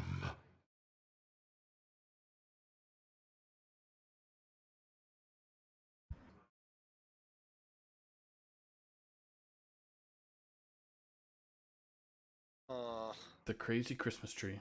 We see him have this really difficult decision ahead of him. But he is taking his full time with it. Yeah, he's going to go with the Boom, and I think he has to know that he has to Blade Storm this. Yeah. Completely, yep. Will never surrender the board, which is very unfortunate. And all the bombs. Bombs cleared enough for him not to die. No, he's dead on board with hero power. Your tenacity is Yep, so that will be JRJuggerLaw taking, or JuggerLaw, I'm so sorry, taking the first game of the series with his Secret Rogue over Bomb Warrior. And as we are in Last Hero Standing, that means the Secret Rogue will be returning to play whatever Chaser decides to bring into it. Which can't be the Hunter, because that's banned, which would be the best matchup. Yeah, Jason's bringing into it. Yeah, I think it was Warrior's probably the best matchup for the Rogue, I think. Maybe Paladin too, but I think we didn't see any saps, nope. Right? So JR might not be playing saps, which give the Paladin a lot of trouble. So if he's not playing saps, the Paladin probably has a lot better of a matchup. I'm going to assume that Chaser's bringing the Broom Paladin variant rather than the Pure Paladin variant, as it's a little bit more popular recently. We are queuing up right into the next game. It is Paladin. Paladin is queued up. My blade burns with holy fire. Watch your back. We're going to see what happens here. I come back and see we are in game 2. How did game 1 end? Draw. JR It was a draw. Taking it. Shh. It was a draw. Oh yeah. JR ended up taking it. Yeah. With he did make the Blastmaster Boom into the Blade Storm play, but it was not enough with the Never Surrender on the other side. Wait to read Gotcha. this. Had lethal on board with dagger, so. Yeah. Never Surrender However, coming in. this could be a big question coming from JR, but Chaser's hand looks very strong. Yeah. Getting the Libram down to clear off this Intrepid like it was never there. Ooh, and Edwin. Most likely going to see the Salhet's Pride coming out of the hand. Oh my gosh, he had a first day. Yeah, Chaser finding pretty much everything he needs. Yeah. This is a good cue for Chaser. Seeing the dagger go to the Salhet's Pride, we most likely are going to try to see a big questing, a big Edwin turn coming out of JR to cheat as much of this matchup as he possibly can. But with the Allura coming down, there is some massive high roll potential this turn. Yeah. I forget Braggart is a 1/1. I mean, I usually just see them as massive minions that are a pain in my butt. I think the hesitation for Chaser there, instead of immediately playing the Allura, was in case she was in the ambush. But he decides he will take that chance, and he guesses correctly and hits the 11-14. And no stunner. There is not a stunner in the hand. That 11-14 is going to be pesky. He's going to dig for it. So he is going to dig for it with the secret passage. Would you maybe have coin for an option if you get a second passage? A second passage is there, so that was definitely something to consider. It hits the prep ambush. It's the best option he has, it looks like. It is, yeah. With this braggart in the hands of Chaser. Oh, gosh. Yeah.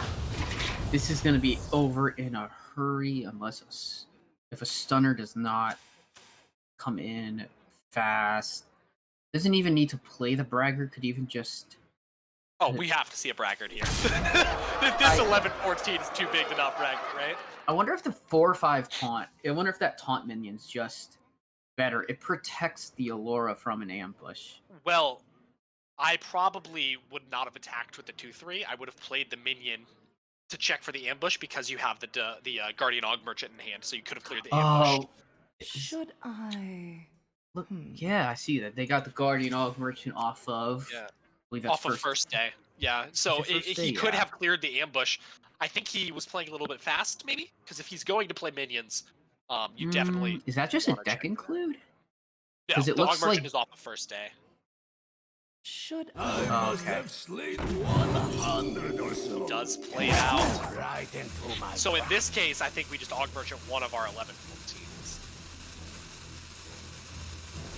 Yeah, I agree with that. That's an upgrade. And you want the one that hasn't attacked yet. I cannot wait. Right. Lives and Aldor. Man, Paladin is so much disgusting pressure sometimes. And it's just is. I think you can see a quick concede here from JR after he looks at his hand. Oh man. Not quite. You can find. You can find a spell lackey. Find a sap, yeah.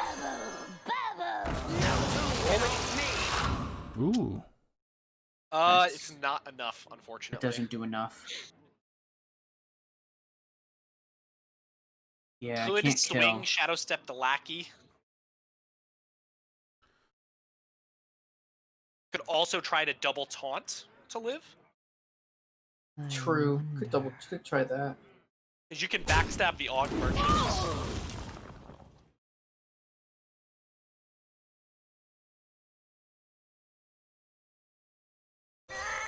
Rolling the Pharaoh Cat.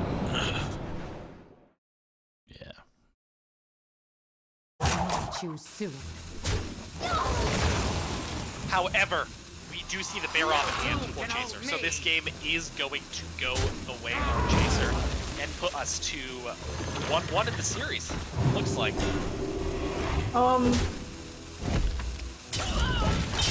Yeah, because you didn't play the Shadow Step.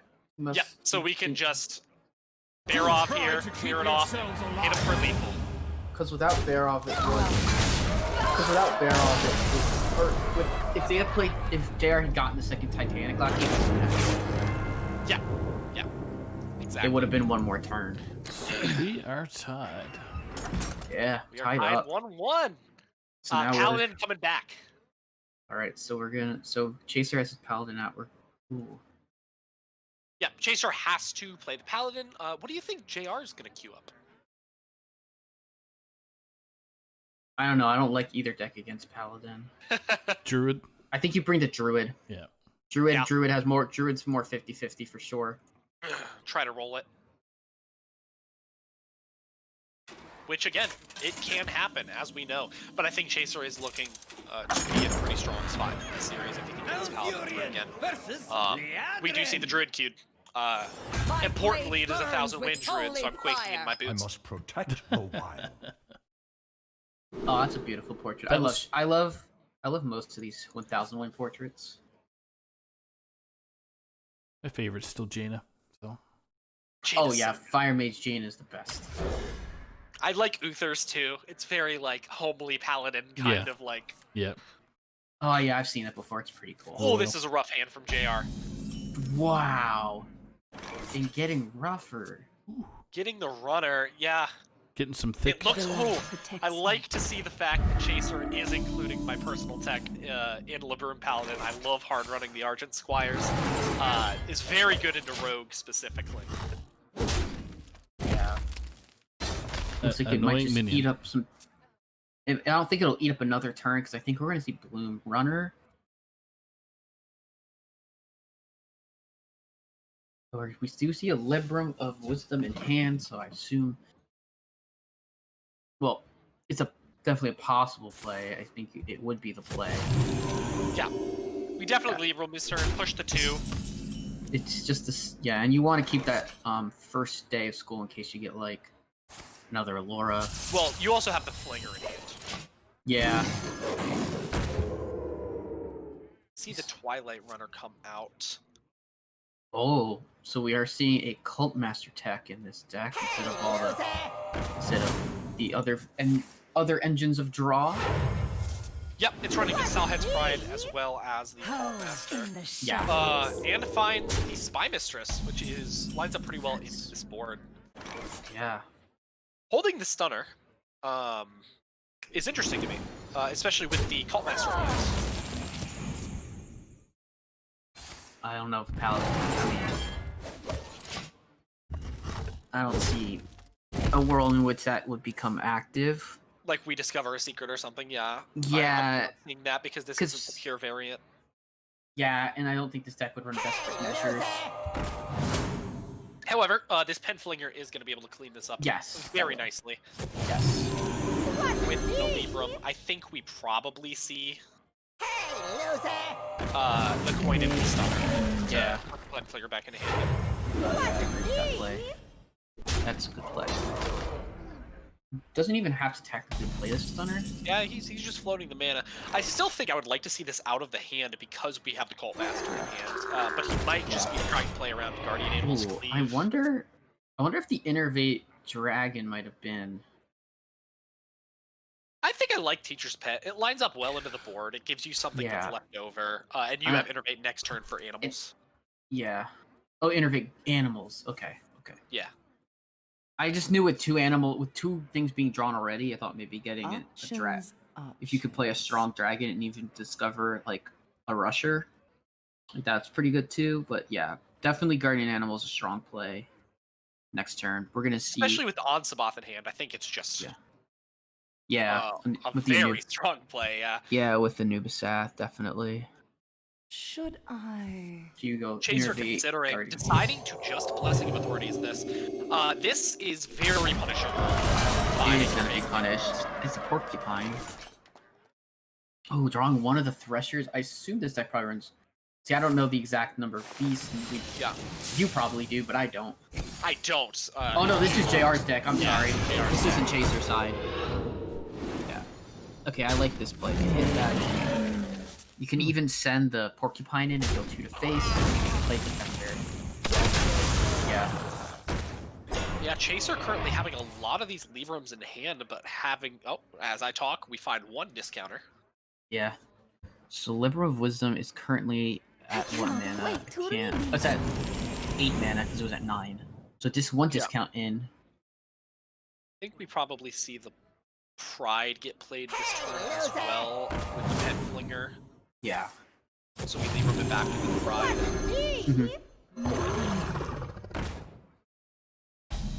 This Cleave, though, will take care of both. Cleave that's such a huge card to have. It's the Cleave. Well, Emerald Explorer comes out. Stop this corruption. I believe you would take. Yes, Sarah. I would have taken. Oh yeah.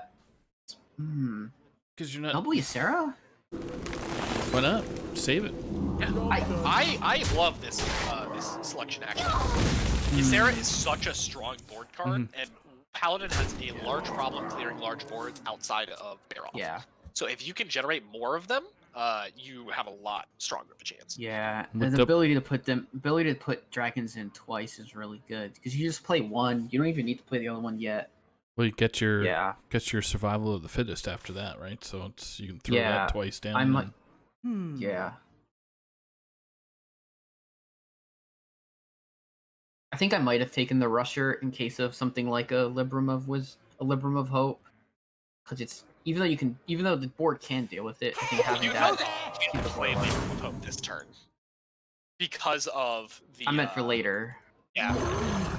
Because the discounting. I was looking more at like turns down the line where something like having that would be nicer to clean the board up and be able to go face. I think we probably broom this board. The light protects me. Yeah, broom is definitely good here. Allows us to clear off the 3/3 and draw the second copy. The braggart is gonna be able to feed off of the opponent's stuff as well. Stop this corruption. Oh my god. Yeah, would currently be. Alright, I think now you take. Yes, sir. I think now you take. Evasive. Yeah, Draconid. Full board clear, 4 to face. Thresher's just getting so much work in. Yeah, him picking up the inner base to hit the guardian animals was very big. Finds Pyro. Currently with no Barov in the sight. No Barov, and I wonder if his deck actually carries that, was it Libram the Hammer? Can't remember what it was Libram of Justice? Justice, there you go. It probably does. Some builds have been running it, but some have also been cutting it. Yeah. Oh, okay. But if he's playing the Pyro, I'm going to assume it's in. Because it is a spell, right? I think. Yeah. Yeah. Plays out the Libram of Hope, getting the 8/8 Divine Shield. Go with you, I Sarah. think we probably... It's going to do the Gidra play. I kind of But just what would like you? playing But what would you Githera. pair Gidra with? He's Overgrowth? maybe Overflow. Or Overgrowth, rather, yeah. Nature speaks through us. Yeah, I guess. I don't know if I like this as much as just playing Githera, since you already have one in hand. And you haven't seen any of the removal options come out of the Paladin in the form of Libram of Justice, Barov, Pyro. Because he's hoping that this sticks and he can just end the game. Which, looking at Chaser's hand, might be a realistic possibility. Yeah. I don't really see a good clear. There's no way to There might top be up. something with Braggart, Broomstick shenanigans with Pyromancer, maybe. Yeah, there's a lot. There's a lot in the. There is a lot. And Chaser's gonna have to go fast making this type of play. Yeah. And Bleaker coming back to hand. 8 PM coming in play. Gonna try. Definitely just wants to clear this one minion.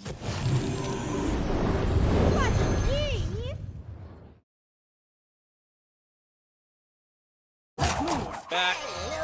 It is. I believe this is gonna clear. And you can clear. Found a risky skipper. Weapons for my master. They cannot stop my He's work. gotta go fast. Just So not a. it did not clear the Gidra. It's just not a clear, but it doesn't. But it's just not enough attack to This actually is 10 win off of damage this. coming through right now, but this is 9/18. 18 possible damage Yeah. with the survival. Throw it on there. I think you put the taunt out instead. I don't know. I kind of like just survival. You have double Ysera in hand. You have a Draconid coming down. Oh, but he finds the King Theoris. Yeah. Because you know that this Gidra's always dead with 1 health. Oh yeah, definitely. Yeah. But I liked getting the bigger taunt out because because if that's gonna die anyway, you might as well have something a bit bigger out to help out. And it forces more cards to get played for something.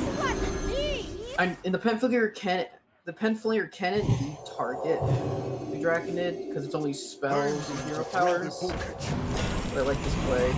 Yeah, finding the Truth Seeker taunt is pretty impactful. as we do not see a broom in the hand of JR, but look at this Feoris. Feoris is coming down. Look at this Feoris. 10s, a 7, and a 1. Goose comes down. There's the Colossus of the Moon. Survival? I think he just survival here.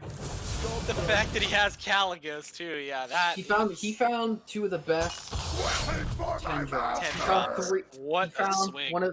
He found a great Oh. he found a great 7 drop in Rafam. And he found 2 of the best 10 drops. Hello, It's really sadly. This we is see the massive. Barov too. Oh wow, the board's getting cleared. Yeah, he besides has the Skipper Colossus. Barov. This is crazy. Yeah, but it doesn't matter though. Yeah, it's fun. The Colossus can get cleared because of Flinger. Can it? Yeah. Barov. Yeah. It gets cleared. You're right.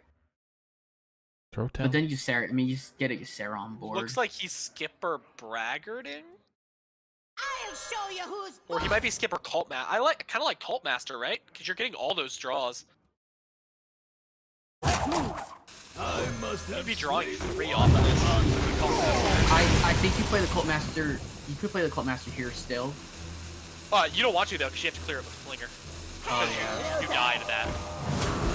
You gotta hurry now. Hit face Nah, you just collected dive for in. sure. Everything dives anyways. Yeah, that's why I think I probably wanted to play the Cult Master to get the refill.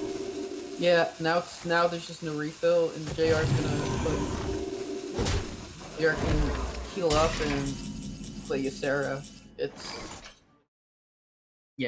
looking pretty rough. Definitely you play the one. Yeah. Heal up. Put yourself to 21 out of range. No braggart. Is there any braggart left? I think they only played 1 there. Most builds only play 1, and even if he finds the braggart, the priority to attack is on Now JR. that is Libra is big. It's good. It's fine. Keeps him alive. It keeps him alive, but it also keeps him pressuring damage. He's hitting for 6 this turn. And there is not a clear way without a GA or a broomstick for the Druid to get through Yeah, this you're gonna divine play. shield. They're gonna overflow this turn and look for stuff. There's a Dream Portal. We are friends now.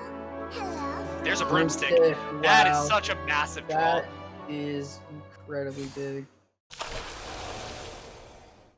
And beyond Sabath. Ooh. Ubisoft Defender, Innervate GA. This is really good. This is really good for JR. Obviously, Chaser's not loving this. I don't know if I would have drawn here. Oh. Because he might fill his board with the we see that dragon playable. and not be broomstick. We see that It might be playable, but there might be 1. Yeah. Which means that he can't play the unlock here. But this is still fine. More than enough, yeah. An error, to be sure.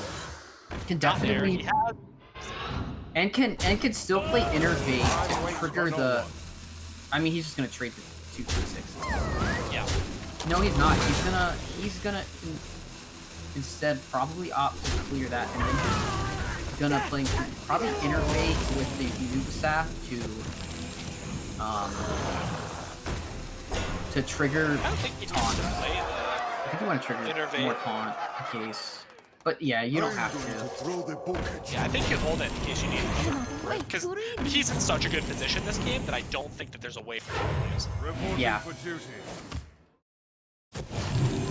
I mean, you just throw down. I mean, he just throws out the second survival. And even then, I think it's just lethal on board, anyways. Yeah, this is a very. That you're just like, I'm not even chancing lethal. I'm not even chancing having a bad map. I'm just gonna Yep. That is lethal for JR, putting him up in the series 2-1 for Chaser, and leaving this Feoris Druid up for Chaser to attack. Yeah. And Chaser has Priest. Only Priest. Oof. This will be interesting. It definitely will, but I am super excited Yes. for Game 4 of this series. Yeah. If this priest wins, there's still JR's warrior. Yep. Yeah, in which the warrior is traditionally favored the bumper. Yeah. Dear Malfurion. The priest will definitely have some tech for the weps. So, something that I do know is that this is a Highlander priest. So there are some more options with Zephyrus. Obviously, Zephyrus is a big impact in any deck that it's played in. That card, as we see coming into the card hand kind of of helped me Chaser. realize that was probably. I think cards is in most of the priest decks, but I think it's for sure in Highlander, 100%. But it's definitely Highlander, yeah. Yeah. That's why I saw that. I was like, okay, that's an interesting play. A lot of good cards here. Your wish is my suggestion. Ooh, yeah, Zephyr Wild Growth. Yeah, Zephyr Wild Growth puts you in a pretty good position. If Chaser gets this Lucia read,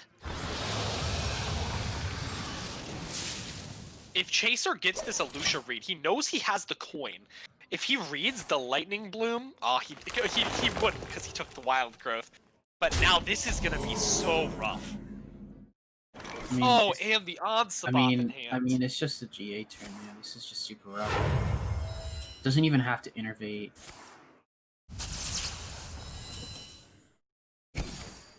Yeah, picking up the Onslaught on that turn as well. Massive. And gonna get to draw 2. Broomstick innervate. That's really big. It's pretty JR. okay. Oops. That's completely debilitating. Which I know it's hard, but if that Lucia had come down, that turn wasn't playable. No. But then he's overloaded, so it's a big toss-up on when you play Lucia in this matchup. Like, are you thinking you're going to get high rolled? Are you not? Apologize to our viewers right there for that quick transition. I forgot to switch it over when JR was going crazy with his buffs. Seeing the death to deny the double card draw on the following turn, I think we might just see the Ghidra come down here. Could also double innervate, but you kind of want to save that for the survival. I think you either Ghidra or you just hero power. Nature speaks through us. Oh, he's double trading it. Interesting. More damage. That is not something that I thought he was going to do. More damage face. We must stop this corruption. Okay. The Explorer coming out, finding a Murzon. Definitely taking the Murzon, yeah. Yeah. Having 2 of those is nice. JR does have double Broomstick in hand, so this will not be a hard Emerald to clear. I like playing the runner with the Broomstick here. Yeah, I agree. Play the runner with the Broomstick. Trade in your runner, see what you get. Wow, second Guardian Animals. And second Emerald Explorer. Just keep that taunt nice and healthy. We do see a raised dead, so there will be a second Explorer coming out here. Nope. No, sorry, they played Zephyrus and they played Lazul. That is Zeph back in hand though. That is really nice. Yeah, that Zephyrus being back in hand is very big for potential big swing turns or surviving that JR can populate. So JR has to Looks know like this might be a... This tutor actually clears now, if he wants to go for that. Yeah. Looks like he's electing to just maybe Felmaw Hero Power, or maybe play the Lazul. I kind of liked the tutor there. Denying more damage to your face seemed pretty important.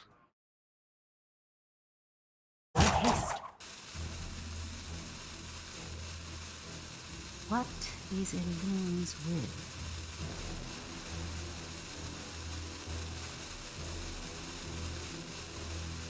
Your wish is my suggestion. Yeah, seemingly that is the play. I don't know though, because with the Wretched Tutor Smite. That was just so much cleaner of a clear than throwing the Zephyrus out of your hands. And now you just see another one of those, and it's just looking rough.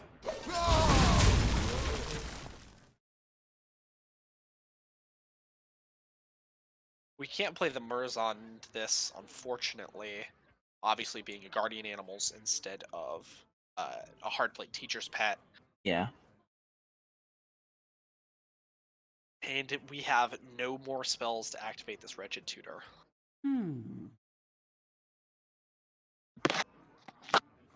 Then I think JR will probably... my best guess is JR just drops Innervate Ysera next turn. So for Chaser... This is so hard. Yeah. Considering... I would almost consider dropping the... Well, what are you finding from your opponent's hands on 5 mana that's actually relevant? Innervate. We can see that, but he already cheated so much, right? Like... Yeah, you're not thinking... Return is nigh. Okay. I like finding the Innervate. I don't mind this play. However, I think he's just dead. Innervate survival is just legal. Yeah. Wow. Yeah. Well, I did see that. That is a 3-1. Pretty big games. Yeah, 3-1 to JR does mean that Tam's Surf Slam takes the week over the transfer students. Yeah. Sorry for your team. Oh, it's okay. It happens. Yeah. There is always more weeks to be played. That makes 2 of us with losing teams this week. So we get JR in here for a quick interview. Yeah, let's grab him in here.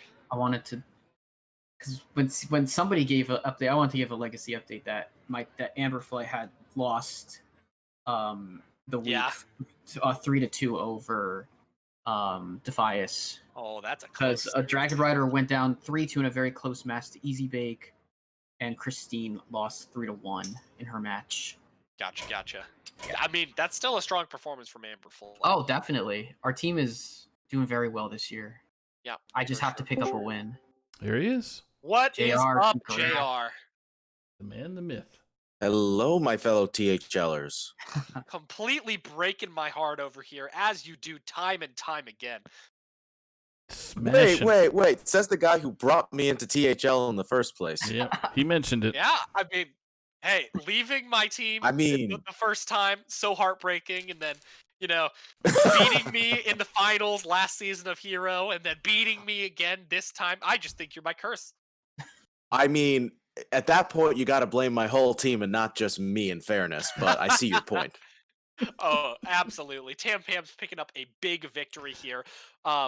With the transfer students being up 2-1 at the start of the day, what was your guys' thought process coming into the last 2 matches? Honestly, I felt like after my Legacy match and how well that went, I was feeling pretty good about the decks I was bringing since I brought some relatively similar decks. And because the thing was, the second to last match that I knew was being played was A2. Yeah. And everybody kind of knows what a monster he is, and especially in Hero, I felt pretty good about the fact that I was going to have to play. So I was like I was spending the day just kind of enjoying my time, not thinking about it too much, but I knew I was going to be ready when the time came. So I'm glad that this match ended up being as significant as it was, and I thank you guys for asking if we wanted to be on stream. That was definitely a lot of fun. But I will say, last season I was 1-4 on stream. So I was like, is my curse gonna continue? Because I was expecting that tonight, not gonna lie. I definitely was not trying to bait you into coming on stream and yeah, you say that now, but now I have to rethink in my head, was that the thought process originally? Yeah. Well, dude, your druid was flexing pretty hard tonight, so that druid, yeah. Some very After good seeing, oh god, druid performed pretty poorly in the series before yours. So coming into this series and just seeing I saw that stomp was very, very refreshing for those people who brought Druid and are considering bringing Druid, of course. Like myself. Yeah, exactly. I was gonna say. I don't even know. Yeah, it's funny because with Druid, I have felt like that has been the class that has been the hardest to. That along with Rogue have been the classes where you can't really assume much as far as what your opponent's bringing. We've seen a bunch of different variants be played both in the competitive scene and throughout THL as well. And it's definitely, in my opinion, one of the strongest classes right now because some of the plays that are at your disposal, just from there are various cards in that deck that just flat out feel unfair. I felt like Survival of the Fittest was just bonkers that game. I felt so bad game 4 when he knew I had an Innervate in hand, but I'm sure he wasn't expecting me to have 2. Yeah. There actually, game 5, there was a chance if he made the hardest read of the century. He did have an Elucia in hand turn 3. So wow. he could have stopped the entire thing, coin Innervate Lightning Bloom. That's insane. Yeah, but again, that is such a hard read. Obviously, us, Fish and I with Caster Vision and Saku over here, we can see it and we know that would just be so debilitating. But man. On his side, are you going to expect to get ramp rolled 3 games in a row? Like no. No. Two games, to be fair. 2 games. Yeah. 2 games in a row, yeah. I was feeling pretty good after I won game 1 with the Rogue Warrior because I knew I was unfavored there, but I still figured, hey, I gotta just see what I can do with that, and I tried everything in my power to like play around all of his weapons, try to see if I could build up some life and armor for myself. I did not expect the Paladin Secret to save my butt that game. I was not expecting that because I figured if he was gonna play a Blade Storm, it was just good. It wasn't going to have much of an impact. The secret wasn't going to have much of an impact because, I mean, at that point, your minions are still going to wind up with the same health at the end of the day. But then he plays on the bombs, and I'm like, oh, wait a second. This could actually matter. Yeah, I felt like the games were just very intense for the most part. I was a little sad game 2 when he had the Allura into Blessing of Authority. I was just like, wow, that just happens. he went for it too. He was like, all right, I know. Down. This ambush doesn't matter. And it wasn't an ambush, so it worked out perfectly. Oh, man. I mean, in fairness, I feel like that's a play you make regardless of whether there's ambush or not, because it's like, you probably are going to benefit from it either way. Regardless of what the secret is, you could probably make do. And if, like, worst case scenario, he only got, like, say, a hand of a $1 or something on that. All right, whatever. Allure is just one of those cards where you just go for it, I feel like, most of the time. Yeah, I think you have to. I think that was very well played from Chaser that game. But overall, well played to you, JR, going up in the series 3-1 and winning your team the week in Hero. Yes. Yeah. Oh, very, man. very big, especially for you guys' playoff hopes. Yeah. Going forward. Yeah. A lot of points this week. Well done. Yeah. It's definitely been a rough start for us, but I feel like we're starting to regain our momentum. I know Mike V is going to turn it around, especially. Wash has been an insane 4 seed. I mean, I found him randomly, and I keep saying to myself, like, and to the whole team, like, thank God we picked him up. He has been showing I was his absolutely stuff. Like, I was like telling him this week. right. I was like, dude, if you lose to Leumer, you're like losing to arguably one of the best 4 seeds, so there's no shame in that. If anybody's going to end your reign of terror, better be him. Yeah, and you're even crazier in Legacy. I mean, it's true. Aren't you a 5 in Legacy, Lemur? I am a 5 in Legacy. Gosh, I'm glad I don't have to face you. Gold or red? Am I a 5 in Legacy still? I might have moved up. You might. I think you might have moved up to 4 actually. Because I thought you were a 4, and then I thought. Which team are you on again? I'm trying to remember. In Legacy. Oh man, I'm glad. Yeah, you moved up to 4. That's right. So I moved up to the 4 seed there. Okay. But yeah, I really, really enjoyed this series. You're in well the played 3. to you, JR. I'm sure Saku's wanting us to wrap up so we can sleep. But yeah, super well played. Canadians don't sleep. We already knew that. Oh yeah, right. There we go. No, you're in the you're in the 3. It's all right. I'll have plenty of time to banter with Saku on Tavern Talk, so it all works out. Exactly. I was just gonna say that Leumer's in 3. He's in the 3 spot. Oh, he's in the 3 now. Never mind. I'm in the 3. Damn. When did that happen? I'm just looking at it right now. Gold. Oh, were you already in the 4 and you moved? SPG versus Alley Cats. 3 again. And you got beat by Bill Snyder. 3-2. You're gonna move up to, and you're gonna move up to the. And I think you're gonna move up to the 3 here in I do. Hero. With Chaser losing, I do get put in the 3 seed in Hero, and he goes down to the 4 seed. Well, just not to foreshadow anything, but you know what this means, Leumer? This means we might face each other in Legacy now. Oh, I'm very excited. That's yeah. That's like a long-awaited. My first ever I get to face my first ever THL captain. I'm down for that. Yeah, we also might face each other in playoffs of Hero. Oh my goodness. Oh, this is going to be exciting. I can't wait. But anyway, thank you so much, JR, for joining us. Yeah, always a pleasure. Thank you. Fellow Tavern Talk. My pleasure. Thank you all for having me, and I'm glad I didn't embarrass myself on stream this time around. Yeah, you did fine. You flexed. You overflexed. You can't see me now, but I might be dabbing. I may or may not be dabbing in victory right now.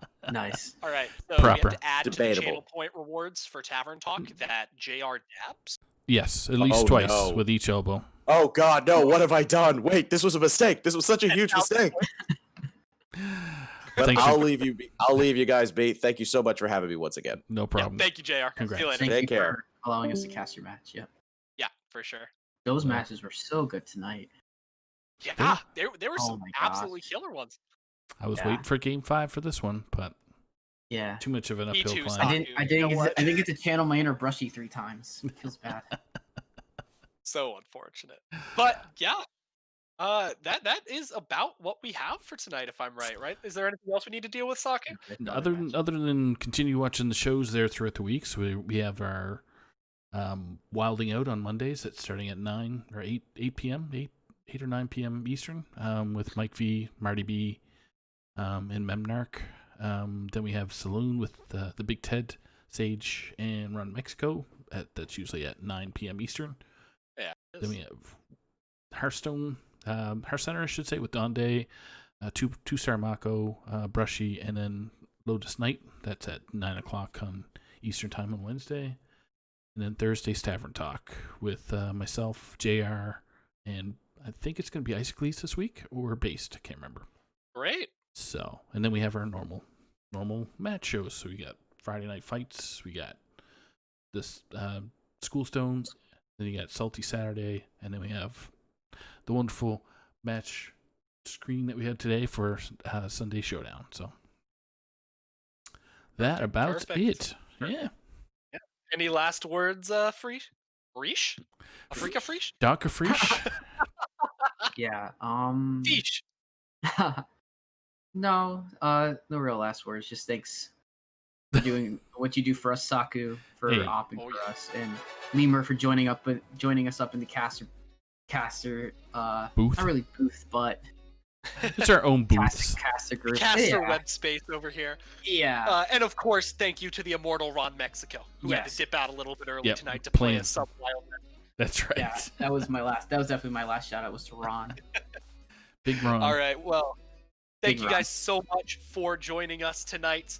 We will see you all later. Keep on watching Team Hearth Legends content, and I hope you all have a fantastic rest of your weekend. Exactly. Be safe out there, everybody.